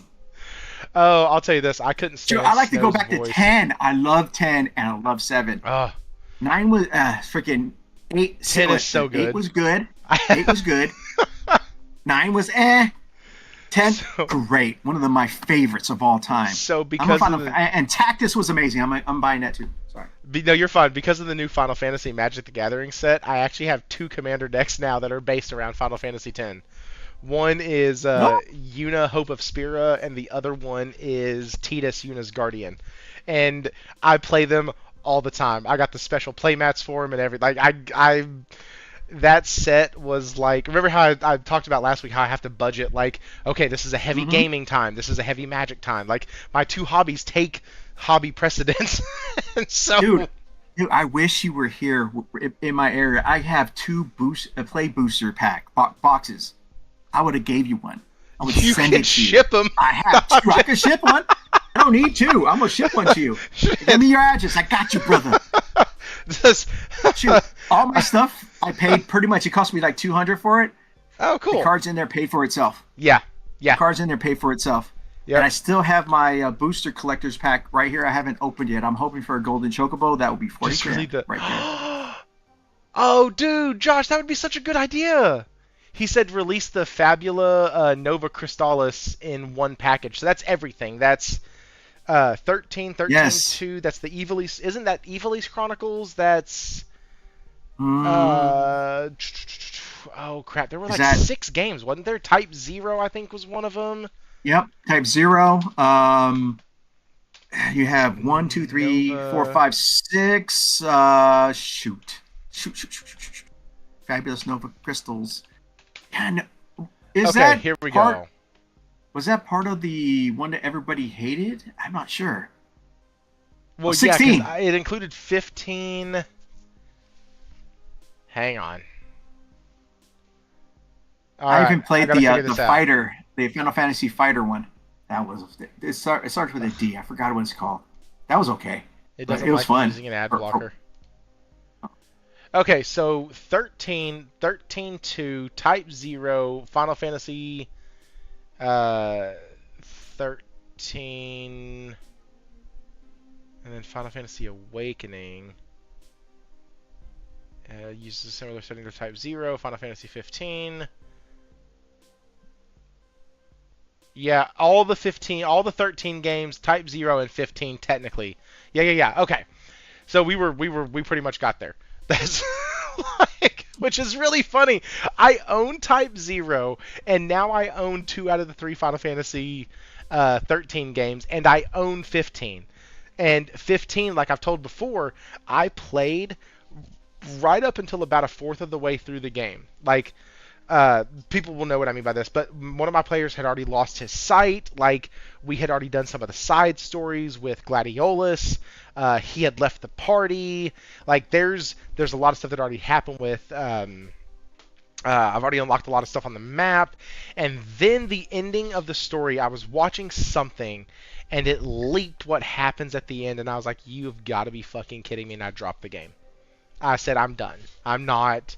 That makes absolutely utter no sense, and I dropped it. So I haven't gone back to it either. But that's a game that I probably had about 70 hours in, and didn't complete it. And something about it, the driving in the car started to rub me the wrong way about at the hour 50 mark, because I kept thinking how much of the gaming session I was wasting on just driving in that stupid ass car the entire time. It was so annoying. Anyways, I hated the car. I hated the car. Yeah, I'm near the end. I know, Josh. I know I am. I know I was near the I end. didn't like 15, Final Fantasy 15. I did not. I couldn't get. I couldn't get into it. Which sucks because the couldn't. combat was Driving around in the car, I'm amazing. like, dude, some dude bros driving around in a car. I'm good. I can do that with my buddies. Come on, we go play football. Here's the deal. If I could have sped up the car driving, I actually liked it. Driving around with Fast travel. Prompto, Ignis, and Gladius, the fast travel didn't work as well as you would have wanted it to in a game. It just didn't. And, people were like, well, you can just hop in your car and set it and forget it and come back a few minutes later. Blah. I could rather play freaking Hellblade 2 and do it, set it and forget it and be done with it. No, because unlike Hellblade 2, these characters had personality and they were actually fun to hear interact. Like, one of your guys is a photographer, and spoiler alert on a super old game, but he loses his eyesight. And when he loses his eyesight, it really does suck, because, like, you got to think, like, when I first played this game, I worked, it's going to sound dumb, I worked at Domino's. because the game came out a long time ago, right? Ain't nothing wrong with that. I was working in a Domino's at the time, and I thought to myself like, oh crap, okay. So this dude's a photographer. He lost his eyesight. What the hell is he supposed to do? That's his passion. Like, I would be devastated if I lost the use of one of my hands because I was like first on the make line. And once again, I was in college. I was first on the make line, and I'm sitting here like messing with stuff and like thinking about that, and that's the type of depth though. That's the type of character development that they gave you in these games. The problem is when they took a fucking character, introduced her at the Never mind. Never mind. Never mind. Yes, I can sense the frustration. This is not a rage bait for what they did with the I can't even remember the woman's name now. I almost called her something else. Dude, I hate that game so much because of the ending. Like, it's another one of the titles that I feel like I would have been let down worse than when I played 16 and beat it. Because when I beat 16, I was on such a high because I finally got into the damn thing, and then it just turned out to be the same freaking ending that all these stories use because, oh, it's such a good ending. It's really not. Please write something original. Make him an alien from outer space for all I care, but don't use the same stupid-ass ending that everybody uses in these JRPGs. Josh, you and I will disagree on that until the day I die. Unless they give me a second game and explain the reason, like a 16-2, or I'd even take a really cool, like, end-up movie that explains it. Like, give me 20 minutes of something. But until or that comic happens, book or something like that. Something. Give me a Ezio Auditore, like, send-off. Like, that's cool. Send the books to me in the chat, because you just silenced me for a second. Send the books to me in the Discord. Thank you. But okay, so let's move on. We've been talking about this back and forth for a little bit. The games are no longer $80 because they didn't sell well and because Sony decided not to do it. That's fully what I believe. I think that if Sony would have held 80, they would have been able to say $80 is the new standard going forward. Look at what the market leader, and when they said it in here, you got to see what they said. We have to put it at $69.99 in line with current market conditions. Who sets the market between Xbox and PlayStation? People think Xbox does, but PlayStation does. It's PlayStation. Leader. Come on, it's PlayStation. Please, come on now. It's PlayStation. I hate hearing these people. I mean, I watch a couple of people, and I'm like, dude, what are you talking about? They're not doing well. Your consoles aren't selling. They're not selling on your systems. Everyone's playing on Game Pass, which I'm not lying. My nephew has Game Pass. That's fine. He loves it. He loves all this stuff, but it's not even revenue. It's sustainable. That's all not it is. Even revenue. It's not even it's not profitable. They want to be profitable. It's not even gained revenue. No. It's just sustainable. If you listen to what they say, it's sustainable. Mm-hmm. And that's a difference in verbiage. People don't listen to verbiage. I listen to it all the time. I love words. I like listening to words. I like the meaning of words, understanding of them. I'm weird, but it's okay. I'm old. No, you're not. So, I pay attention to that crap also. I really stress you have to people listen out to what their vernacular is, to what they're saying. When they say sustainable, it's not revenue nor is it profitable. It's just sustaining the thing. With 35 million people that are playing on it, and it doesn't matter how many people they say that's concurrent players because they can share. Yep. So concurrent players is not true to what it is, because then you would see Game Pass growing to that amount, but it's not, and that's the problem. I wish Folky was on. I would love to talk to him. I love talking because I understand everything he's saying. I mean, I do. I understand everything he was saying. I'm like, yes, I agree. I can't type fast enough. I need to speak to you. I can't type fast enough. Hurry up. Please. I'm dyslexic, so I can't spell well. I can't type well. I'm like a one-hitter critter on a keyboard. You know, it's one of those things, man. It's one of those things that people thought I was dumb, but it's just I couldn't read well. But besides the point, besides that point, it's one of those things. It's like you're not going to follow the fourth place team. You know, like I'm a 49er fan. I'm not going to follow freaking the Carolina Panthers and how they're running their team. Sure. They're a freaking one of the last place team. Why should I follow the last place team, even though they seem like everybody is pumping them up to make it seem like they're doing better than what they really are? even some of my people I love to listen to are doing. I'm like, dude, no, they're not. Yeah. This is out of desperation. You can tell this is desperation because why would they put their stuff on the platform that they were trying to destroy? Yeah, and that's the weird part. Hey, let's spin them out of business. We can spin them out of business. We can make it to where they go bye-bye because we can spend more money than them.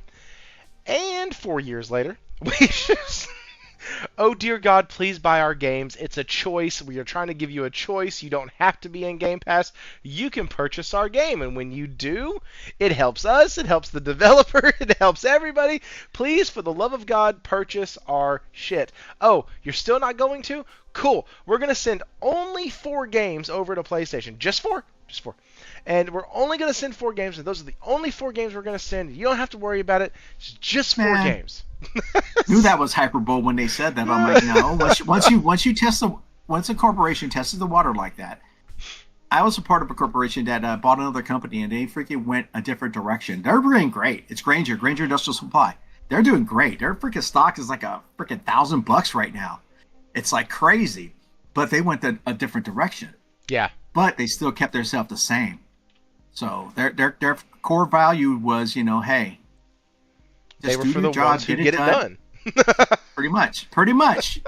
which was stupid, but hey, I always thought that was. I'm like, what? Getting what done? Get anything. I don't think it's stupid. Anything I think it's done. Genius. So, speaking of stupid versus genius. Okay, speaking of stupid versus genius. I shouldn't say stupid. I think foolish, because nothing's really stupid. There's always a plan and always something. I mean, listen, when I renamed the channel Aggressively Average Gamer, I did not think that AAG had so many other things that could be attached to it, and y'all in the Discord have proved me severely wrong. So, especially me. Especially you with things that I can't really say. Oh, no. But if Wara was here, I would let him know. If Wara was... I don't know where he's at. But I okay, miss my brother more. So, I love him, man. So here's the thing: we have a game that has been, Hang on. We got Nelson Gaming Culture with a message in here. It says, I break down everything said about everything these days, like a 007 agent because of Phil Spencer. I always look for any way someone could spin or mean something different. Phil changed me for... Dude, that's so...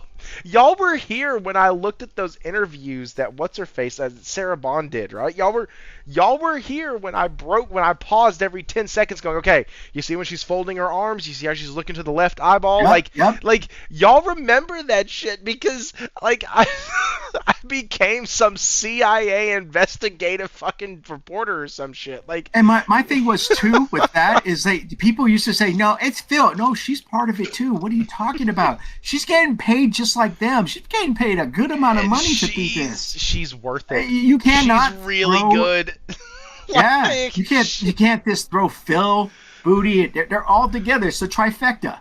I mean, I try not to throw Booty around anyways. That's no, that's just nice. That's just nice. No, hey. No. Okay. Wait, like Final Fantasy VI? No, not Final Fantasy VI. Sorry, guys. Speaking of throwing things around, you're totally fine. Speaking of throwing things around, we got 12 people in here, bro. This is like the olden days. Speaking of throwing things around and seeing what sticks, we have a game that is being taken off the shelf, I guess. Okay, so let's read this. So here's the headline that caught me, and I was like, wait, what? It says, promising new PS5, PS4 shooter being pulled after a month, okay? This is by Zarmina Khan. She wrote this July 23rd, so today. In a move that we're dubbing Concord Lite, a new PS5 and PS4 shooter is being unlaunched after just 1 month. 1047 Games announced yesterday that its launch of Splitgate 2 was premature, and the game is being banished back into beta state until at least 2026. The PS5, PS4 shooter Splitgate 2 being unlaunched as the original game's servers shut down. In a lengthy statement, 1047 Games also announced that Splitgate 1 servers will be shut down after a month. The original game entered early access in 2019 and officially released on all platforms in 2022. We had this is a quote now. We had ambitious goals with Splitgate 2, and our excitement to share with you. We bit off more than we could chew. 1047 Games wrote, we rushed certain features, made some boneheaded mistakes, and most importantly, we didn't give you the polished portal-filled mayhem you fell in love with. Splitgate 2 monetization was also heavily criticized, and 1047 Games has pledged to simplify its strategy. Don't be dicks. I dabbled in Splitgate 2 when it launched last month and found it to be a unique game marred by some questionable design choices. Still, the unlaunch took me by surprise because Splitgate 2 isn't a bad game. But 1047 reckons that it can't fix any of its problems without taking it back to beta. Here's hoping that Splitgate 2 actually does launch in 2026 and doesn't go the way of Concord. This game is never seeing the light of fucking day. I'm just like, something happened. This seems like something happened. If they would say, hey, listen, we're getting rid of Splitgate 2, but we're going to keep the Splitgate 1 servers online. Cool. Like, that to me says, hey, listen, we're still here, we still care, we're still working, it's coming. But when you say things like, hey, it's not coming out till at least 2026, and then everybody who I've heard play it has been like, nah, the game's fine. It's okay. It's a good game. They got some stuff to polish out, but nothing major. Like, that's, what are you, like, who are you trying to screw over here? That's what I want to know. Like, you sit here and say, that's it's kind of odd because they threw Concord in there. I'm like, wait a minute. They're not even a Sony game. What are you talking about? No, they're just saying with the way the game came and then the way the game left. Like, it's kind of similar in aspects. That's but why at they're least saying they know Concord they're coming Light. back. Like, but are they? No, the game looked good. I've seen people playing it. I haven't played it myself. I was going to get in there, but that's weird. But then why would you kill the? That's what I'm saying. That's the strange part. Like, these companies aren't doing shit that makes sense to me anymore. Like, I would have flipped it to early access and kept it on PC, and that's it. Let's review. Let's just review some of the decisions lately by these fucking corporations that make me scratch my head a lot. Sony putting Helldivers 2 on Xbox. I don't understand that. Still doesn't make sense to me. There's absolutely no reason for it. They don't need the additional revenue. They don't need the additional money. They don't need any of the sales data. They don't need any of it. I do not understand it to save my life. Xbox taking all of their stuff and turning it into tramp stamp hardware. Like, I don't get it.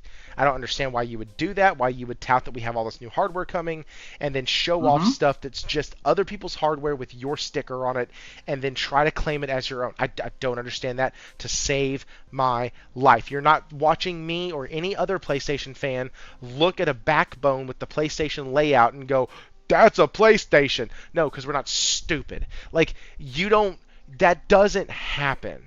That makes me scratch my head. Why would you do that? You have Nintendo coming out, and this is the only one that I will defend, charging $80 for Donkey Kong, and guess what? People are going to buy the shit out of that game, and there's nothing you, me, or anybody else can do about it. That's the only one that I'm looking at going, yeah, that doesn't make sense, but it's not going to matter no matter what I say, because people are still going to buy it. This one, the game was okay. Oh, the Subnautica thing. Subnautica 2 comes out. Looks good. Yes. Everything's fine. People are loving it. It's doing great. Guess what? The developers, guess what? Y'all aren't doing your job. But the game's great. But y'all aren't doing your job. Y'all are working on other projects. But Subnautica 2 is doing really well and people are enjoying it. But you're fired. Wait, what? They don't want to pay that $250 million. So, like, that's another thing that makes me scratch my head. Then you got this shit. It's like, it's not a bad game. People seem to be enjoying it. We're going to shut it down. We're going to say it might come out in 2026. Oh, also, the servers for Splitgate 1, they're going away too. Like, that, my next question is, well, is the studio staying? Like, you're taking the games offline. I'm just thinking if Sony is gonna buy them, because the only thing I can think of, Falky probably David Faulkner. Dude, I can't read. Yeah, Sorry, Falky. sorry, sir. Whoa, sorry, sir. Falky! What is up, dude? Foggy. Hey, I'll how's call it you going? Foggy. I try to be Foggy. Well, respectful. that's a surprise. That's all right. That's all right. What? Forky's fine. I like Yeah, now. Foggy. I want to be respectful to him. He's one of the smartest people that come on. I know it's not you, brother, Guys. but it's okay. I need to get a little bell that whenever somebody joins the Discord, we hear like a ling ling at the top, just like somebody entering the den. Hey, you're on your soapbox, so I couldn't knock you off and tell you he was here. So I was like, hey, Yeah, in like my it's mind, just hey.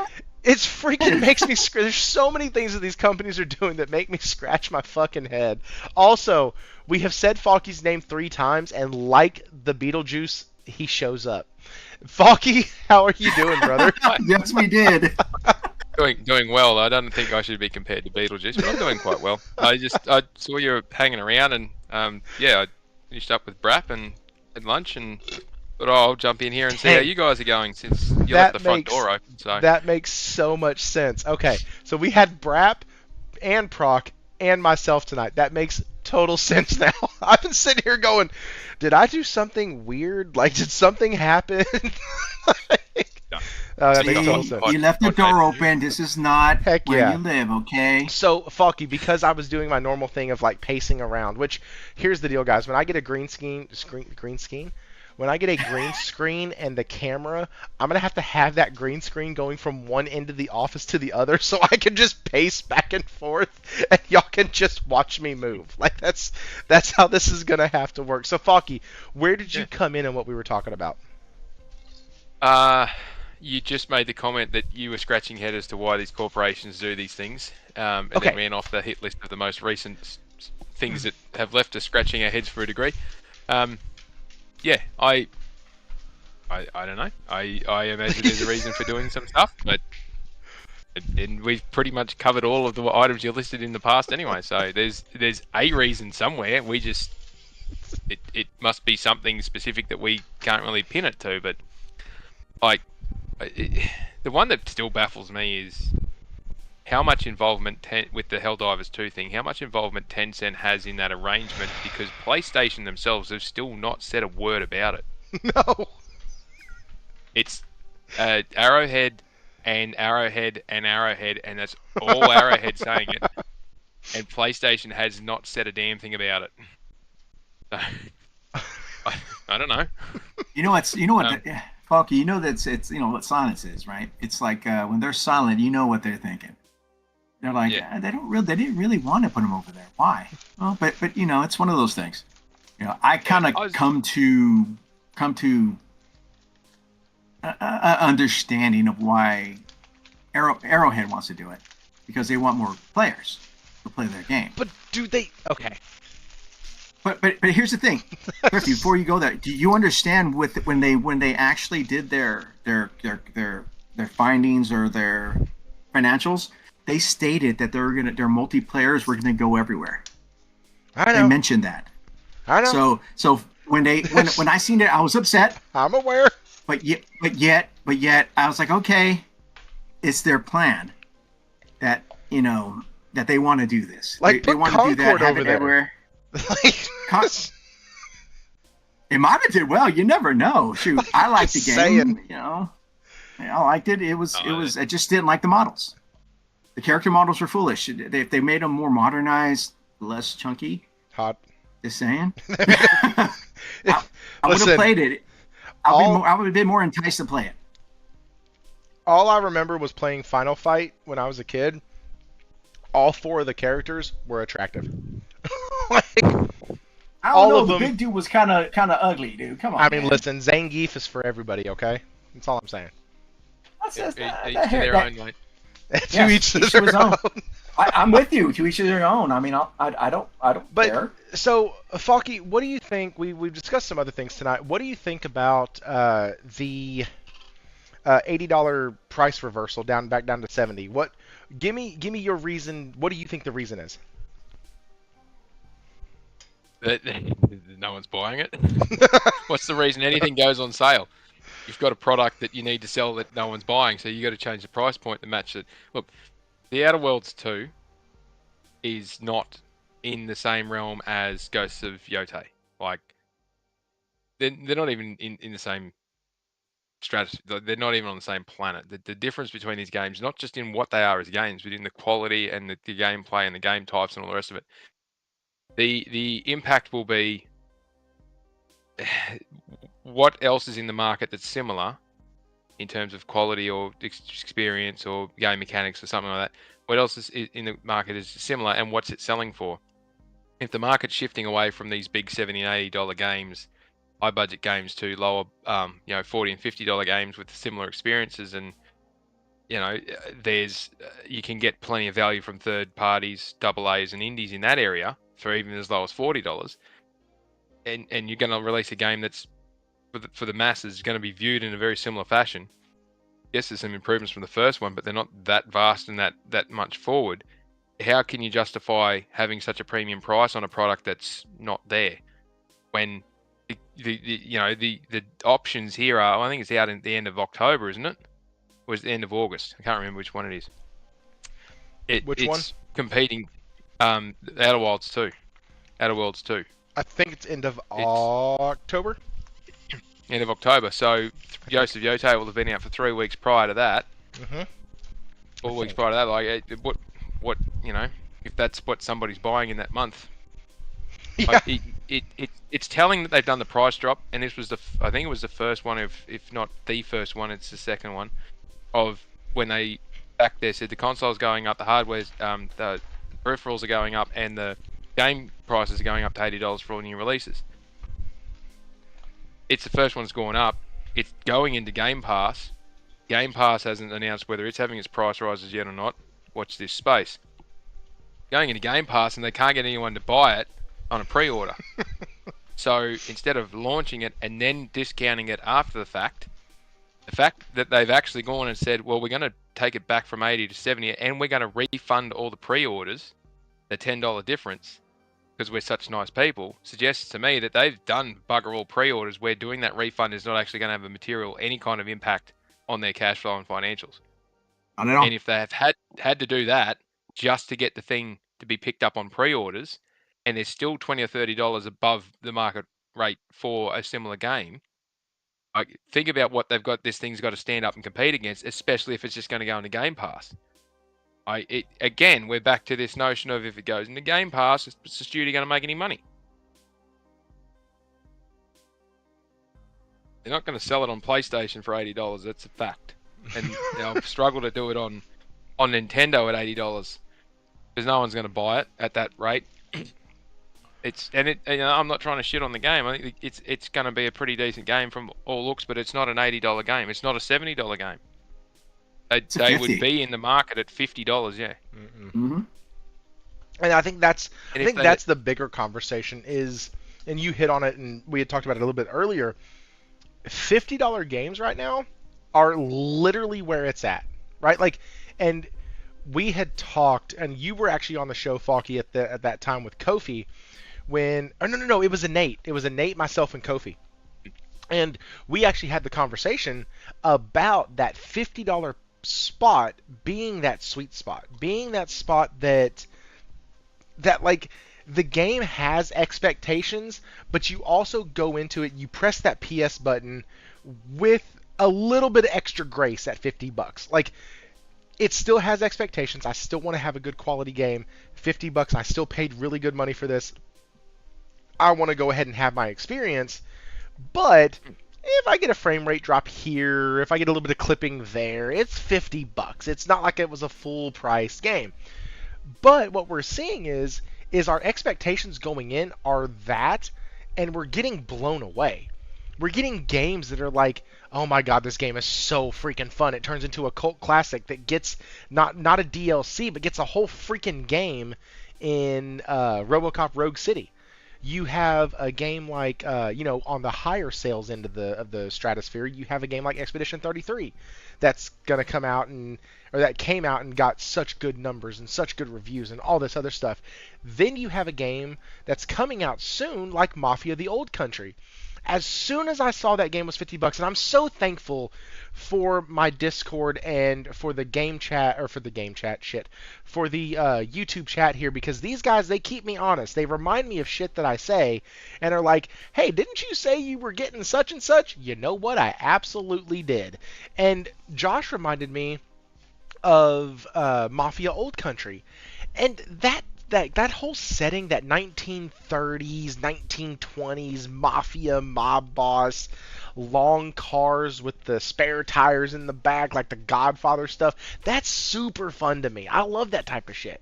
Godfather 1 and Godfather 2 were amazing games that I loved a ton.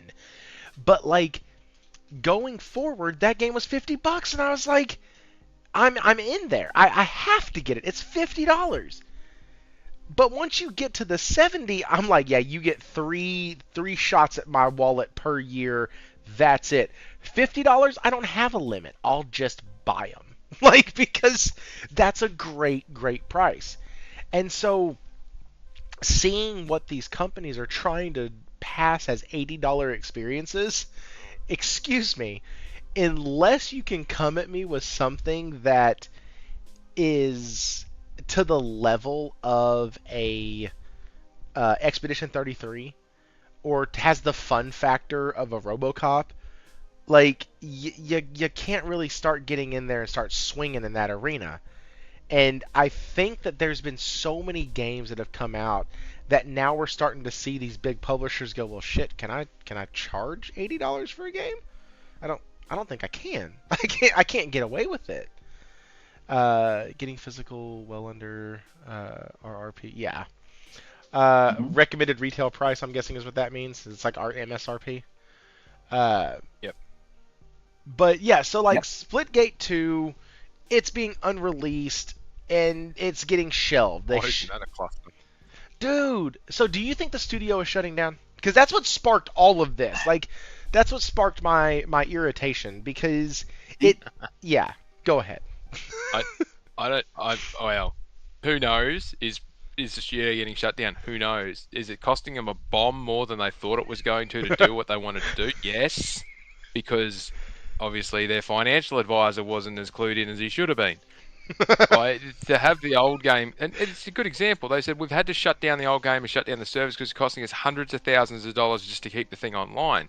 And this whole stop killing games and all this other stuff that's going on over here in the background. If you have a game that requires a server to run and it's costing you hundreds and hundreds and hundreds of thousands of dollars, potentially millions of dollars a year to run it, and you're not getting many people playing it, or you get a heap of people playing it and they're not spending any money on it, how the hell do you keep funding it? Yeah. That's the issue that they had with Concord. They launched it, went nowhere, couldn't sell it, we're not going to fork out big dollars to keep the servers running, just pull the plug on it. Go to something else. And they did the same thing with the X-Defiant from Ubisoft? Yeah. Yep. They had like 300,000 average players in the last couple of months, but they were not spending any money. They got to spend millions of dollars on the servers. People say digital games should be cheap. Digital games should be cheap. If they got to pay this kind of money to keep the damn things alive, who's funding it? Yeah. Who's going to pay the bill? Are you the game Are is you? going to put? Are you? Yeah. I'm not going to pay it. That. If people are going to put their hands in their pockets to pay a monthly subscription to have access to the game to keep the servers alive, if you've got 100,000 people and it costs you $1 million a year, you're paying $10 a year to play it. Wouldn't you be better off paying $40 to buy it physical? Because it costs a shitload less to make a game physical these days. What the impact though is the shipping and the retailing. Mm-hmm. It's crazy to me. It's crazy to me because I'm listening to a lot of these people that are part of that don't kill gaming's community. I'm like, okay, you want to keep these going. Do you understand the cost effectiveness of keeping all these games alive? Do you know how much it's going to cost these devs to do that? Do you want them to make new games, or do you want them to freaking keep focusing on the games that are only going to have 100 or maybe 10 players that want their game, or are you going to let them have what they could do is give them a fee? Hey, we can keep it open, but we're going to charge you $5 a month, $10 a month to keep this open, so we can pay the people to maintain the servers, because those servers need to be maintained, updated. They need to, and the people need to be paid to do that too.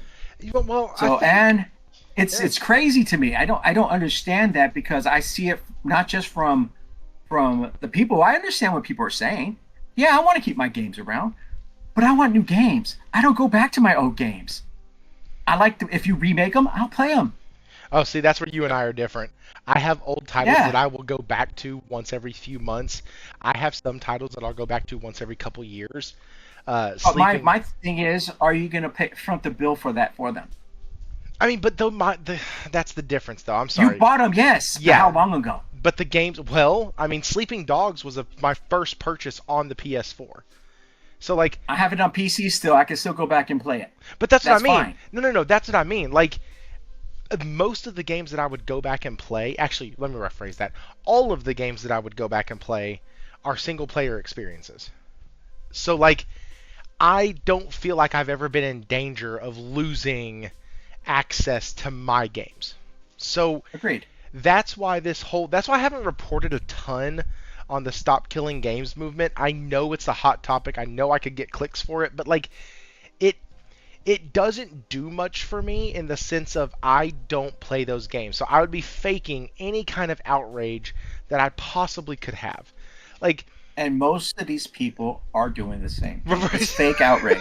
sure. It's to get clicks. It's to get money. It's the Asmon Gold. I don't care. I'm like, okay, great, but you know what? You make money, more Yeah. money than these probably any of these Like- devs. Are you gonna front the bill? No. Then shut the fuck up. But I It's like, also come on. don't cover it because I don't want to sound insensitive to the guys like a Henry Heck who play a lot I of love Henry multiplayer Hick. games. I know. I agree. Like, I agree. I agree He with plays him, a but ton of them, so this does affect him. But he's also of the mind.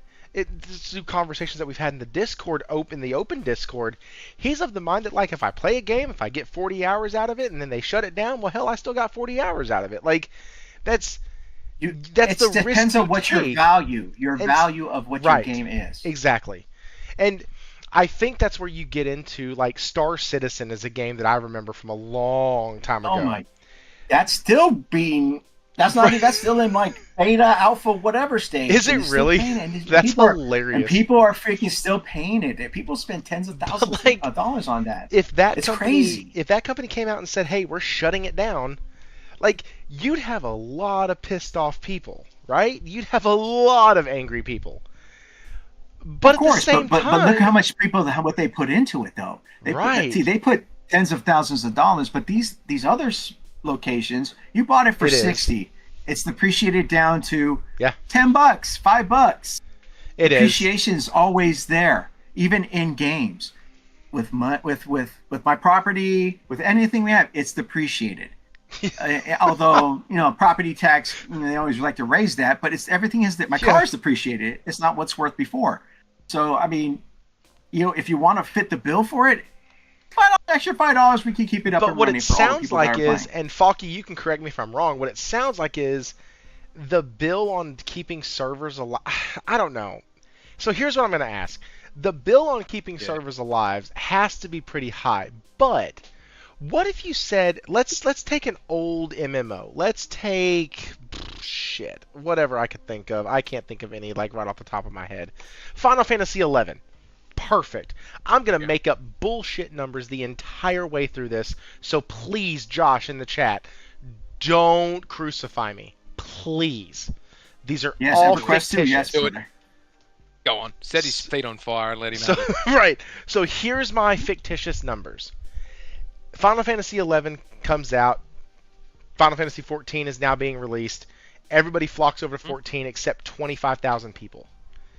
After a few years go by on 14, there's more acquisitions required or acquired rather from the Final Fantasy 10 or Final Fantasy 11 crowd.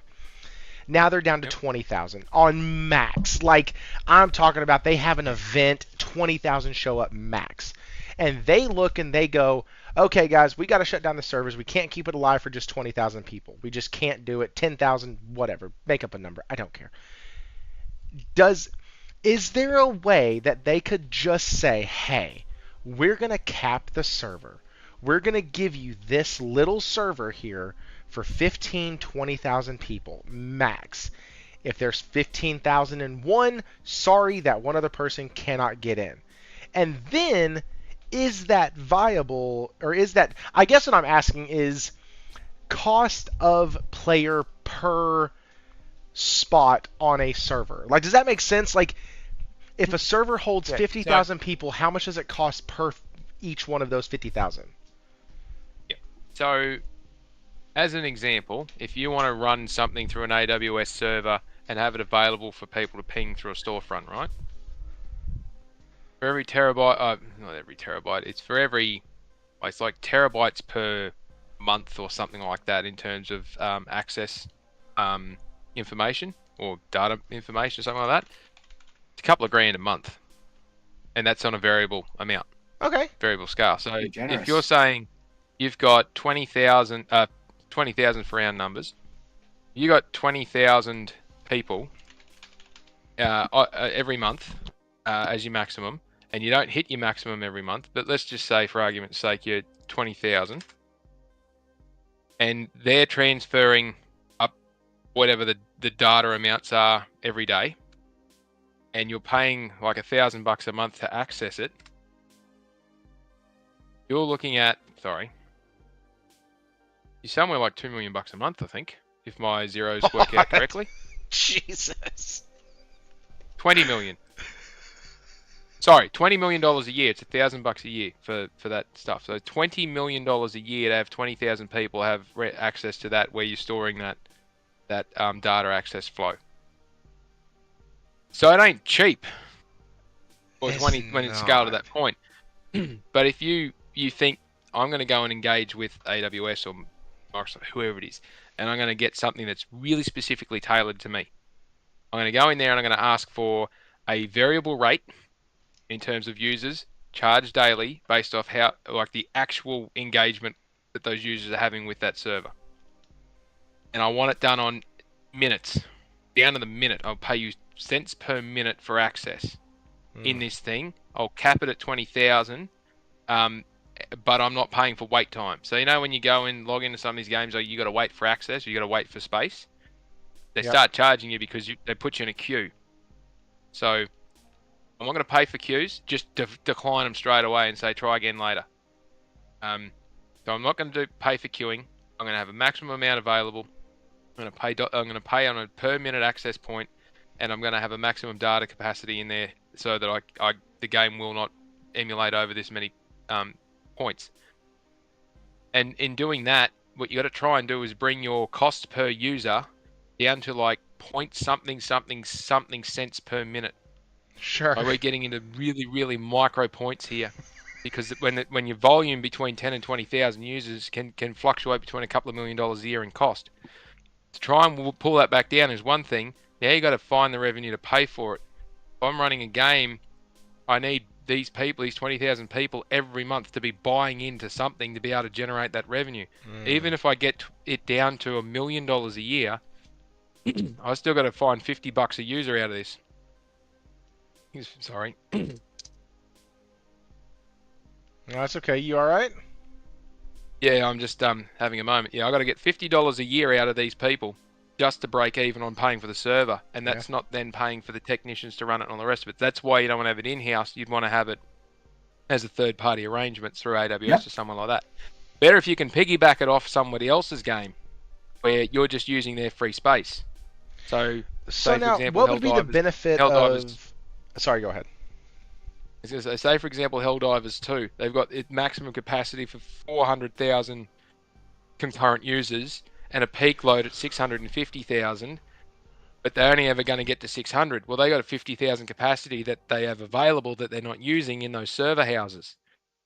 So I can rock up to Arrowhead and go, hey, you got some capacity that I can access, and I'll do a deal with you as a commercial arrangement between us that I'll use this little bit over here. I'll pay you for the privilege of getting it, and in return, we'll do some kind of collaboration deal, or we'll do something to make it sweeter.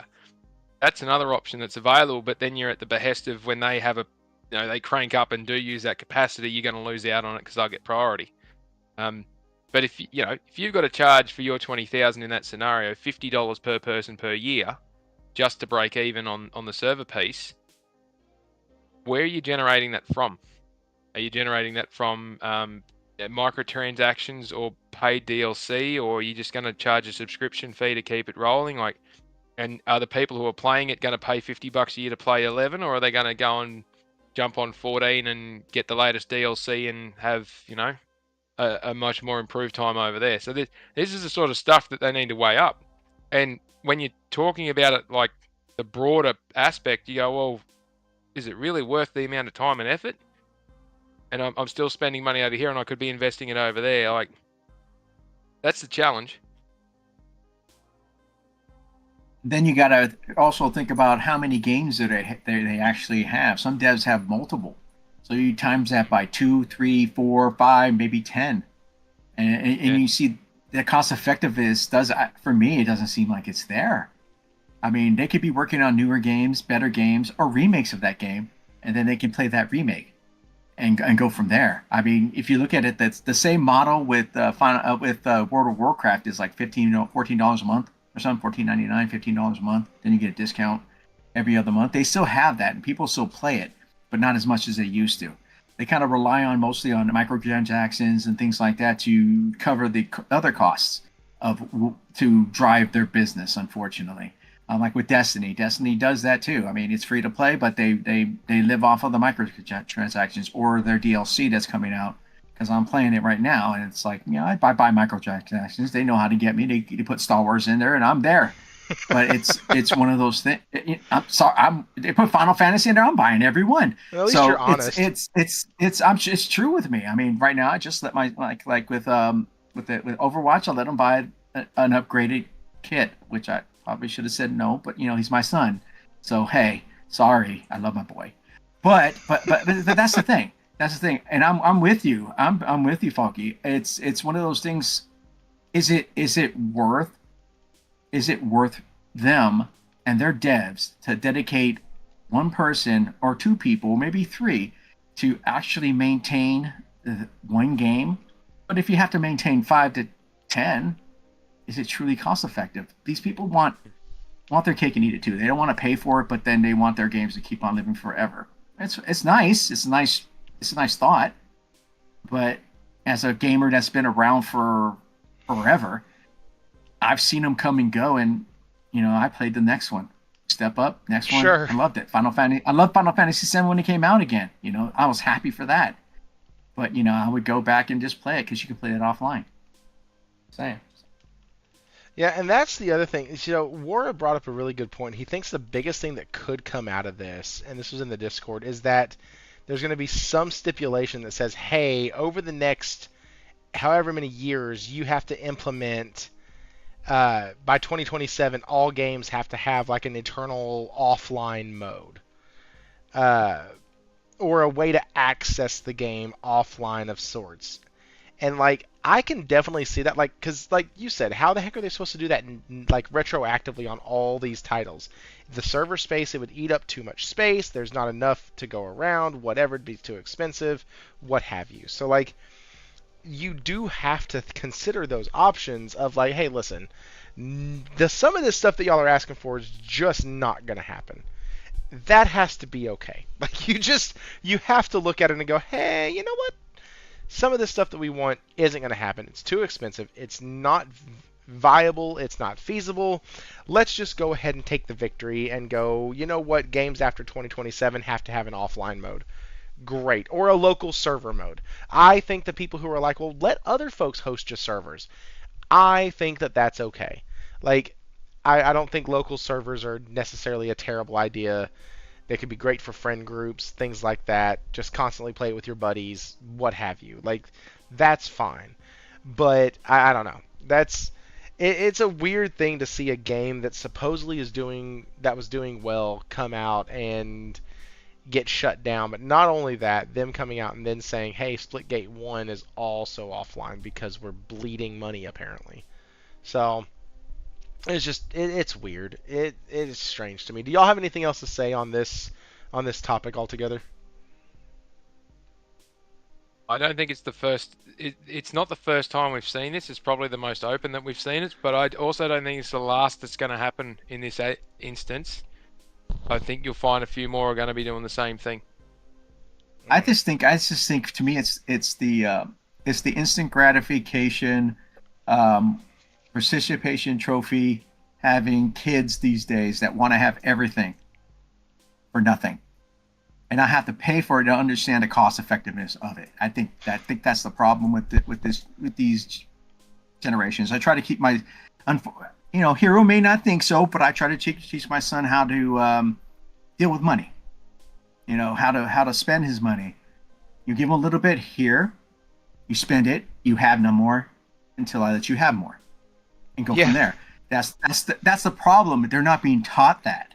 Do you teach They're your not kid being that, taught. that he doesn't have money, that mommy and daddy have money? Yes, yes. He understands that, and he always thanks me. Always says, "I love you, Dad." Yeah, I say, yeah, get away. But yeah, I mean, Enough with the mushy sissy stuff. no, I'm mushy sissy. I give him a big old hug. He's one of my That's your closest kid, confidants. bro. Be as mushy and sissy as you want, and tell him when he has a problem with I it to love say my something. boy, because here's the thing: my son's stronger than me now. He's about as smart, if not smarter, and he freaking calls me out on my crap like his mom does. So yes, I love him. There you go. We all need that in our lives from time to time. Yes, we do. That's why I married my wife. She's strong. She puts up with my bull crap. But that's what I'm saying. I'm sorry, I don't mean to go off the tangent. You're fine. It's that generation. It's this generation that my son sees too. It's like, dude, these kids are so entitled. They want everything. They want to keep everything for nothing. You spend money, yes, but the depreciation over time. If you took any part of accounting, I think Falky would agree with me. Things depreciate. Sometimes they go away. It's just how it is. It's part of business, unfortunately. And sometimes, sometimes they go up though, right? Like that's the whole like. But most of the time, a glass dish that I have from Cornell, I think that's the name of the company. Though they make like the stone flat, they're not stone, but they make like the flat glassware, but it's like almost indestructible. It's really cool. Like, and it can drop from a dishwasher and be fine. Like, but we have that, and over time they get chipped, they get scratched, they get whatever. They're not worth anything.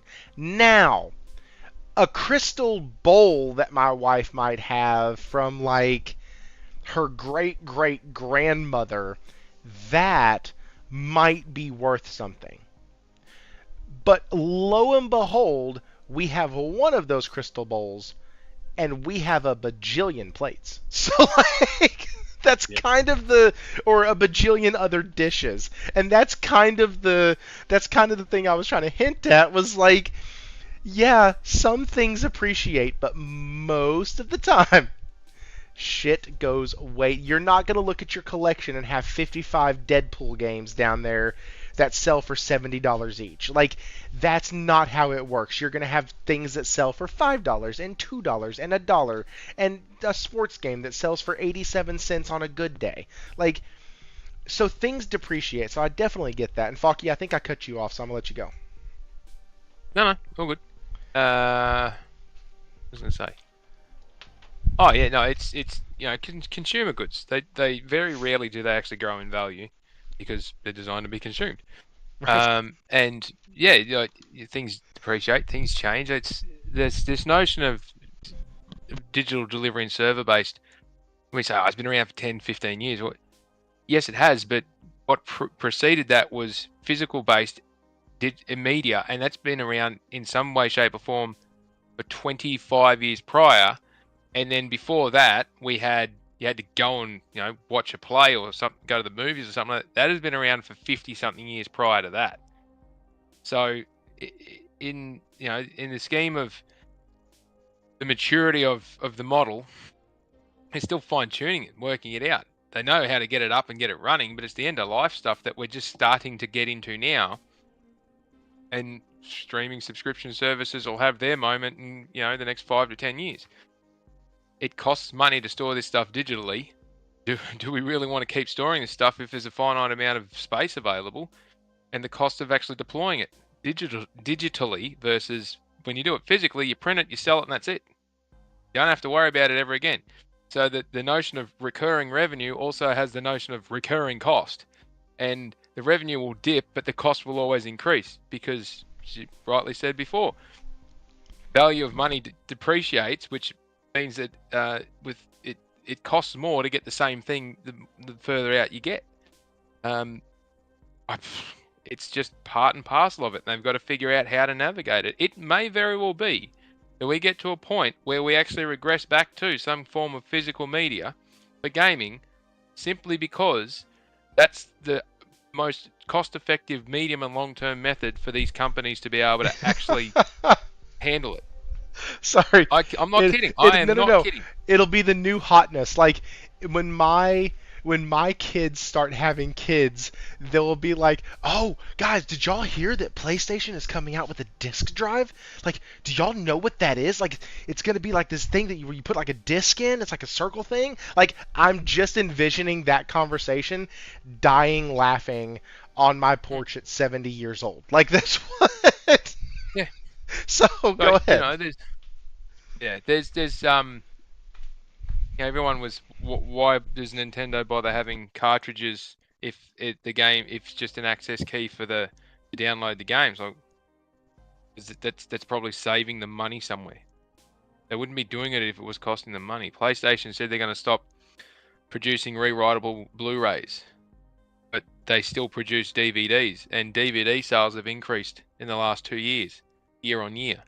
CD sales they're not going away, but they still make up 10 to 15% of music sales, and vinyl sales have gone up dramatically. And not just because it's a trendy or a retro thing to do, but because of the tone and sound quality that they're now able to get out of printing vinyl and getting the sound out of it. It's phenomenal what they can do. A lot of movies are being shot on film again because of the quality that they're able to get out of it. And you can't muck around with it. You can't corrupt it. It's there and it's set. So there's digital altering is not an issue. So, and that's, if you've got control of it and it can't be copied without a massive amount of effort being done, and then we get in the whole idea of, conversation with privacy and piracy and all the rest of it. Yeah,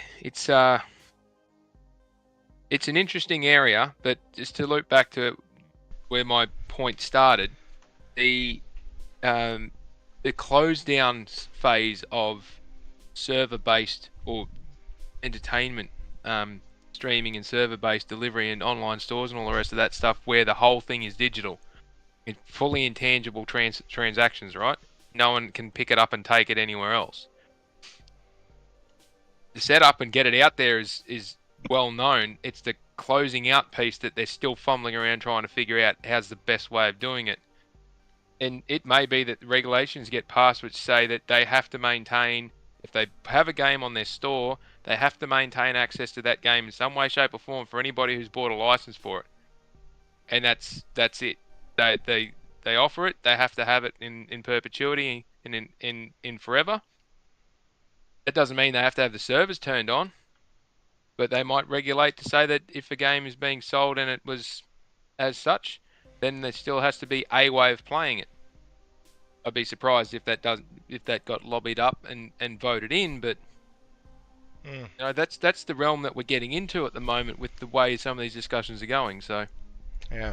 So Chris Coleman said something that actually is pretty interesting, because I've always thought about this. So back in the day, we owned, like when I was a kid, we owned like 500 movies, but most of those movies were on VHSs that you could just record off of like HBO, Showtime, Cinemax, whatever, and you could like record the movie, and then if you did it on like the extended play ones, you'd take a little bit of a hit to quality of like sound and everything, but you could get 6 hours, so you could get essentially 3 movies per VHS. And so Chris Coleman said rewrite Blu-ray is the consumer side, not the manufacturing side. Most people didn't have rewrite Blu-ray players. They didn't catch on like DVRs and CDRs did, which, interestingly enough, I've always thought, and they did come out with something, but it was always too expensive. I remember them coming out with something where you could start recording live stuff through like a box, just like you did your VCR, but it was on a Blu-ray disc. And I saw them, and then like 6 months later, I never saw them again. And it was really weird because I was like, oh, that's a really cool idea. I'm glad they're doing that. I hope it catches on. And it was gone. It was gone as fast as it came in, and we never hear about it now. The only time I hear about rewriting anything was when we all used to burn CDs. Like, we used to put all of our music on our computer, and then we would take the top songs that we liked, or the songs that we thought whatever girl in class we were trying to swoon would like, and you'd put them all on a burned CD and decorate the front and then hand it to her because you thought that was the way to go. Like, but that's the last time I remember rewriting anything on a disc. And so it was never as accessible on the user side, as in my opinion at least, as a VCR was. Because the VCR gave you a chance to increase your content extremely cheaply. You could record it, keep it for personal use, blah, blah, blah. And so, anyways, I thought that was a very good point that Chris Coleman brought up. Yeah. And that's a valid point. And back then, you could put it in, press record, whatever was on the channel on the TV, or you get the fancy ones where you could record a different channel whilst you're watching something else. Depending on your setup, they were brilliant. But back then, the TV companies did not care if you tape something off the TV. They used to just put that little disclaimer up the front which says you can keep this record for personal use, not distributable or sellable or anything, otherwise you've broken laws. Sure. And it wasn't until, more recently with the DVDs, it was the same thing. Don't re-record this, don't copy this, blah, blah, blah, blah, blah. And then all of a sudden, the regulators got involved, and the licensing departments got involved, and suddenly it was, you cannot copy anything. Thank you, Napstar, you idiots. You cannot copy and stream anything because as soon as digital distribution became a thing, and you copied it and sent it, and everyone could just take it, people's big companies' wallets started to hurt. Hence why they regulated the shit out of it, and you can't see those recorders anymore. You can't even buy a CD or DVD burner now because it's effectively illegal to use one. Yeah, that's. I still have mine, Blu-ray burner and all that stuff. CD Blu-ray burner. I have all that stuff still. I got an old Pentium 486 box with a CD burner in it, and the only thing that computer ever did, it's a 486. It's an old one. The only thing it ever did was run Winamp. All it did. The whole purpose of that computer, I had the case off the box, and I used to plug hard drives in and out of it. The only thing it ever did was rip music and burn music. Really? Got it for $50 back in the day, and Winamp was free, and that's all I used it for. Because I was boarding school and everywhere else, I just walk in and grab mates' CD collections, and it didn't matter what it was. I just copied the whole lot. Chuck it on a hard drive, go to the next one. Chuck it on a hard drive, go to the next one. I'd get massive. I had 40-something years worth of music. Jeez. If you just pressed the start button and went through it. Mm-hmm. And that's nuts, all that thing dude. ever did. Dude, I used to have tons of cassettes and stuff like that I used to tape off of, take it off of the radio on just the radio. Back in my day, we did that with the radio. I've done that. It's like I have had so much music. I wish I had it still. That's how I learned the words to Bone Thugs and Harmony's Crossroads back in 1996, because my mom and dad had this really big boom box that had the two tape players in the front. One side was just a play side, the other side was play and record. And so I would wait in my living room next to the boombox while my parents were at work, because there's no chance in hell I was allowed to listen to that stuff when they were at home. I remember listening to it and getting a tape and hitting record just so I could get the whole song off of the radio. I did that with so many freaking songs, and it's because that's all we had to make that was a mixtape. That's why making a mixtape for your girl was so a big deal, because it took you forever. It took you forever to do it. And what's up, Wara? And you had to hope that they played it on the radio at the time, and no one was speaking over it, so you Oh had a my God, clean yes. copy. Yes, so a clean Yes. copy. Clean copy was the biggest. Like, somebody would hand you somebody would give one to you, and you'd be like, "Is it a clean copy or is it not?" And they're like, "No, it's clean. I didn't get anything." And you get on it, it's like 96.7 KHFI here with another one from blah blah blah blah blah, and like they talk through the first 20 seconds. You're like, "Man, come on, dude." It's not clean. It's Clean not is when clean they at stop all. talking. It's Darn it. when there's Remember, no talking. There was a really popular song that came out in the mid to late 90s, and it had like some fake radio thing at the start of it, and you'd hear it play on wherever it was, or even on the album. You're like, because it opened the album, you're like, is this album like bootleg or something? Have I bought the right album? It was great. I loved it. It was. I think just a I good think I play know on what it. that It was one is. I great. think I know that song. I like that song. That was a good song.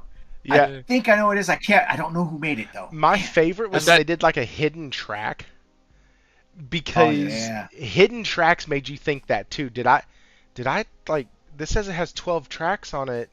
What's this? Did I get like a mess up? Is this No, they meant to do it. And like, Or it's like Korn. The first like 15 or 10 different ones for in one of Korn's albums was blank. And then you got up to Yeah. a certain point, it was Freak on a Leash, and then it played, and I was like, dude, I'm like, dude, did I get an erased disc or something like that? Then it played. I'm like, oh, okay, they're just being punks. Great, thanks. but like this I is figured it out. This is all on the topic of physical preservation. Like, what's really cool Yes. is I'm from a generation that didn't grow up with a computer in my adolescence, but we had one when I became a teenager, right? Like, so I grew up, and a lot of y'all did too, in that in between phase where we got to understand the joy of tapes, right? Like, I remember listening to Michael Jackson Thriller on a tape. I remember listening to Boyz II Men 2, their second album, on a tape. My like country singers, God bless. My dad had so much Willie Nelson and Stevie. Oh, not Stevie Ray Vaughan. Oh God, he sings "The Cat's in the Cradle," 10,000 Bananas, 10,000 Pounds of Bananas. Ray Stevens. Ray Stevens. Yes. He also sings like the Jeremiah Peabody's "Polyunsaturated, quick and flowing, fast, acting pleasant, Yeah. tasting green and purple pills." Anyways, like this, like, and we had all of those tapes. Oh.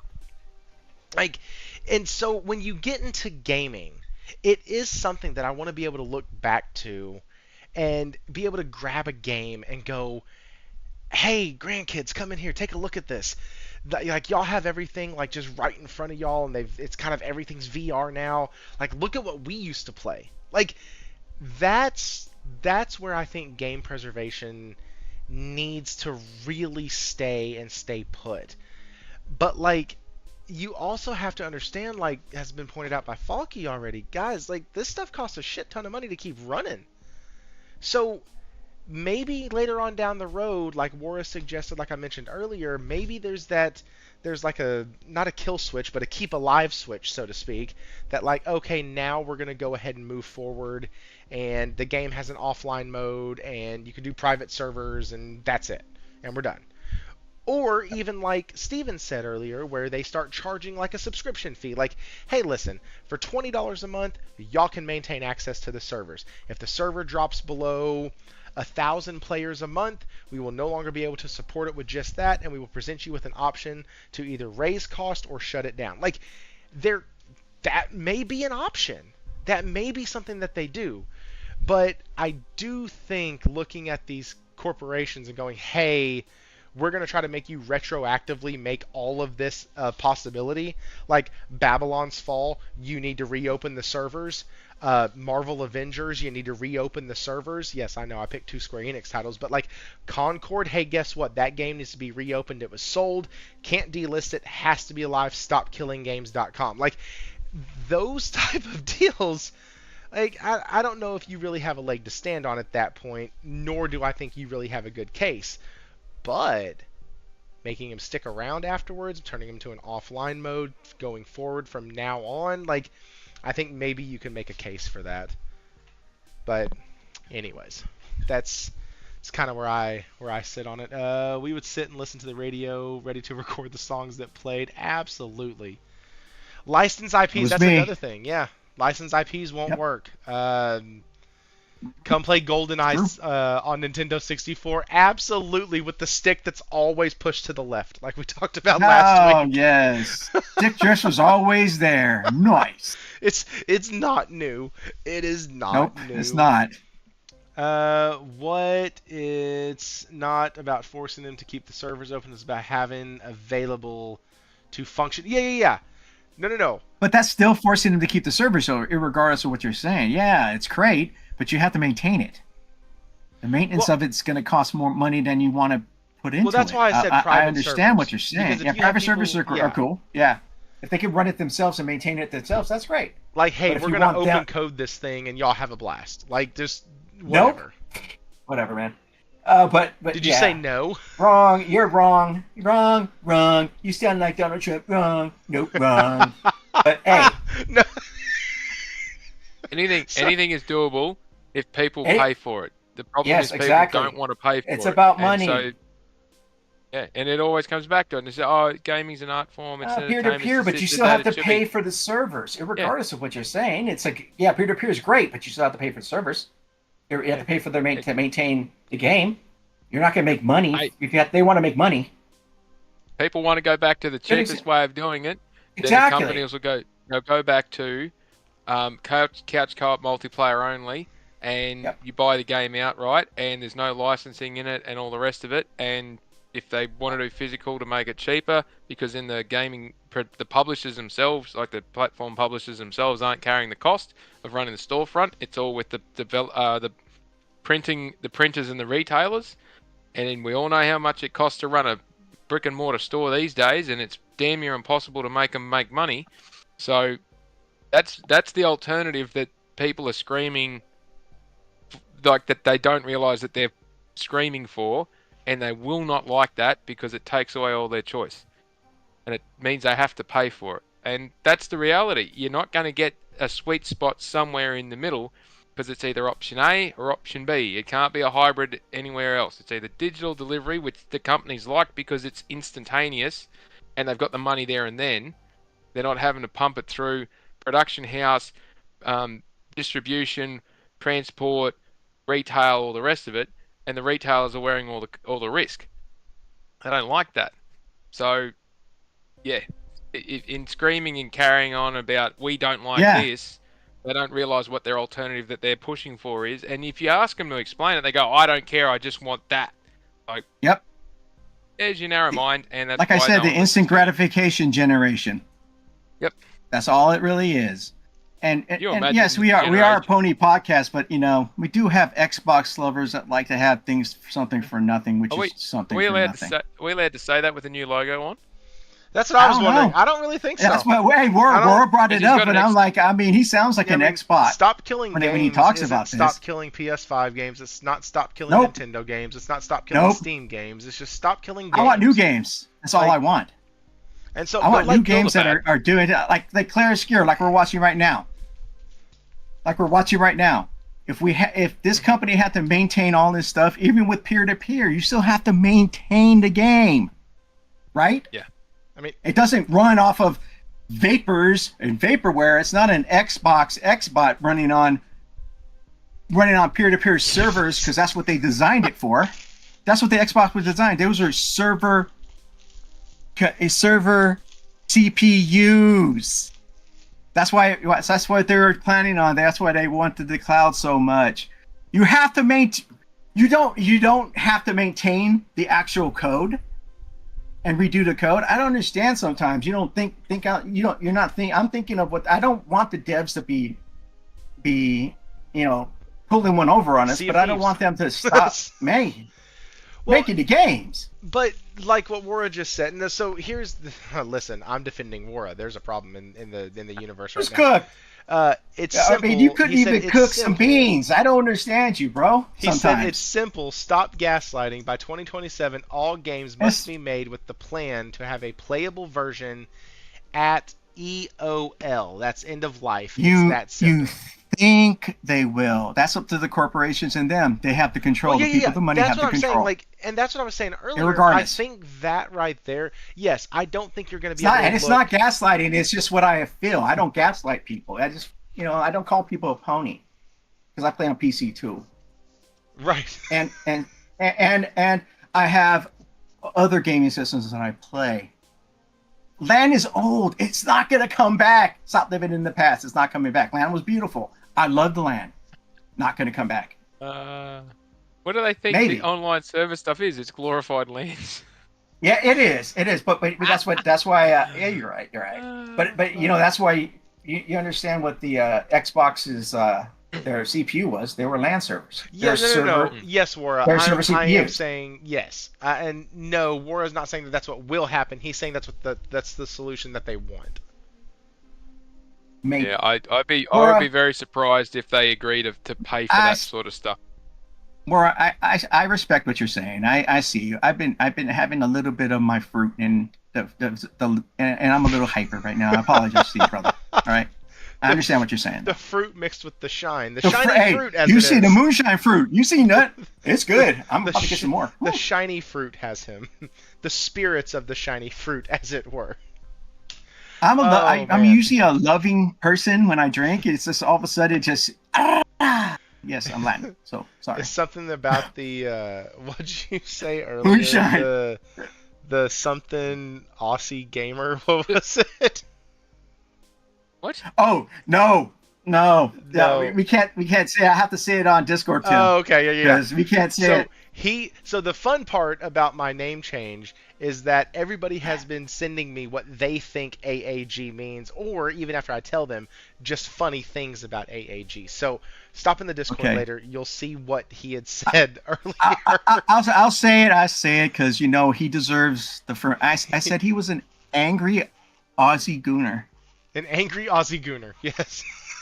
That's okay. Serious question. I'll say it, brother. Do you think there is no world where the crew could have been given an offline mode? It could have, and it just depends on whether they wanted to do it or not. Yeah, that's up to them. No, we have no say over this stuff. The way that the crew was set up, if they had an offline only mode, they would had to have rebuilt the AI for competitors to fill out any of the lobbies, and they would have had to strip all the music out of it. Yep, because that's copyright.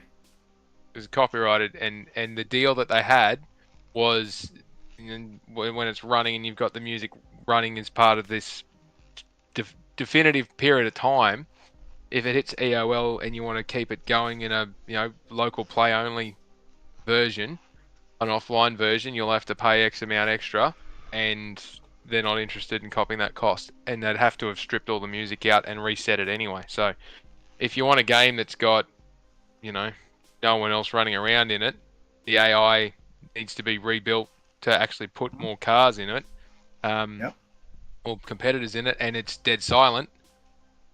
Why would, if they did that, everyone who's complaining about it being turned off would be complaining about it, saying, why didn't they just shut it down? Because all they want to do is whinge.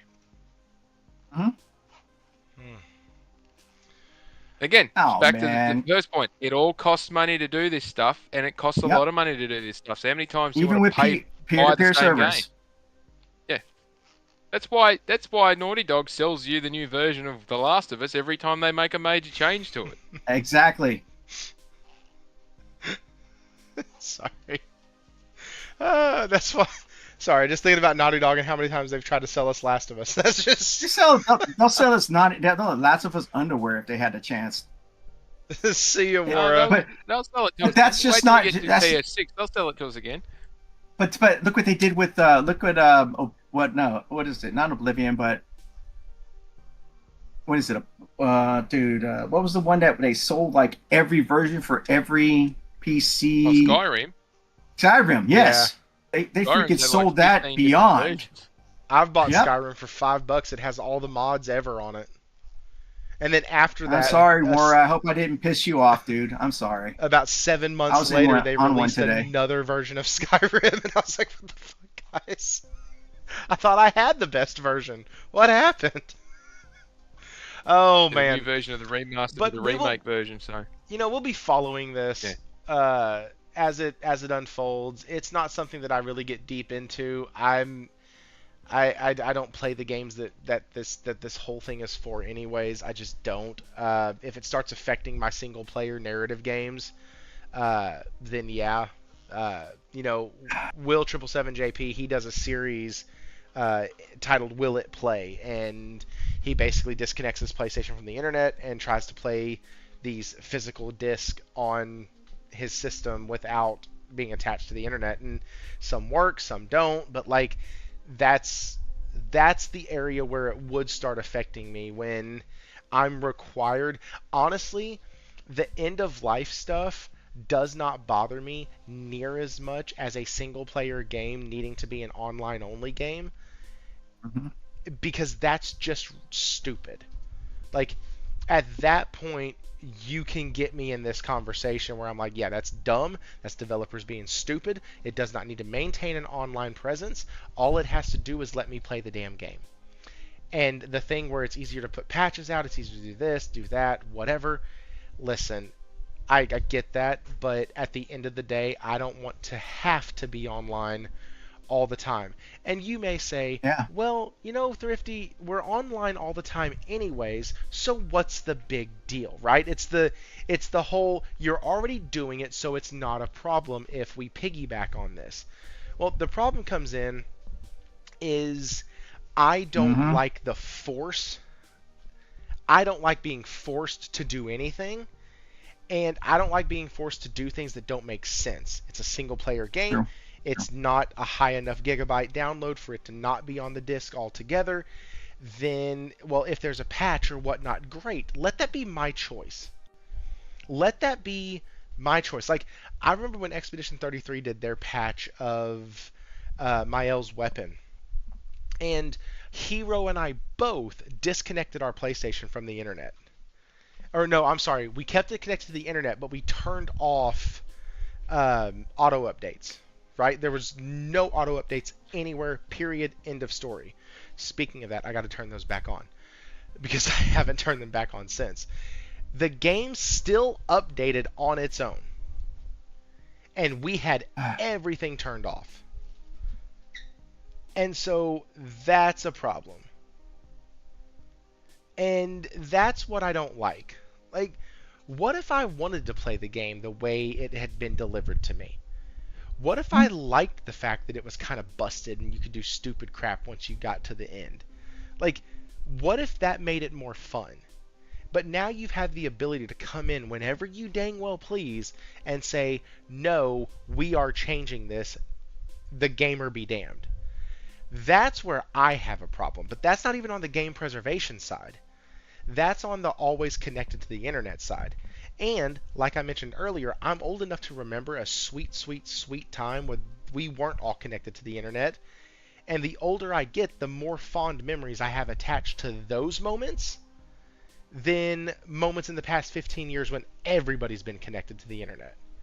And so, like, there's a bit of bias there for me, and I'm good enough to admit that. I don't care. Like, I can admit to y'all that I have bias when it comes to AI and the overuse of technology and games requiring me to be online when there's no need except data collection to then sell my data. Like, I can go tinfoil hat if I wanted to, but I think that's everybody's prerogative. As people who spend money and invest in this, it's our prerogative to look and go, you know what, I'm kind of skeptical of every single one of y'all assholes who say that I have to be online to play your game, and there's zero multiplayer component, zero online component, nothing to it whatsoever. Because at that point, yeah, you're just collecting my player data to sell it to company X so that company can better market to me as a gamer. Like, and that's the frustrating part. So I don't know. You combine that with the fact that for years now, PlayStation, Xbox, and Nintendo have been able to brick consoles. You have PlayStation giving people issuing threats over the messages that are sent back and forth to each other in private message. Like, get away. Get away. Stop meddling and stop requiring online only. That's where I can come to the conversation. But as far Yep. as keeping these games as a service alive, like it, I don't know. If I've always known because of mobile titles that I played, if you invest in a mobile title that's a free to play title, guess what? That title could very easily shut itself down and you Yep. never get to play it again. As a matter of fact, I had a game like that where I didn't get refunded. It was Marvel Heroes Omega. It was Mhm. on the PC for a long time. Came over to the PlayStation 4, and there was a Deadpool Founders Pack. Well, I bought that damn thing for $25, and I got Deadpool, and I got enough to purchase an additional character plus the one you get at the beginning. So, essentially, out of all the characters you can get, you start with 3. And Deadpool was super fun, and I was playing it. My brother and I would play it, and he lives in Texas. And so, like, it was a game literally that him and we haven't liked the same type of games for years up to this point. It comes out, and him and I start playing it. We get on almost 2 or 3 times a week. We haven't gamed together at this point in years. It was so awesome.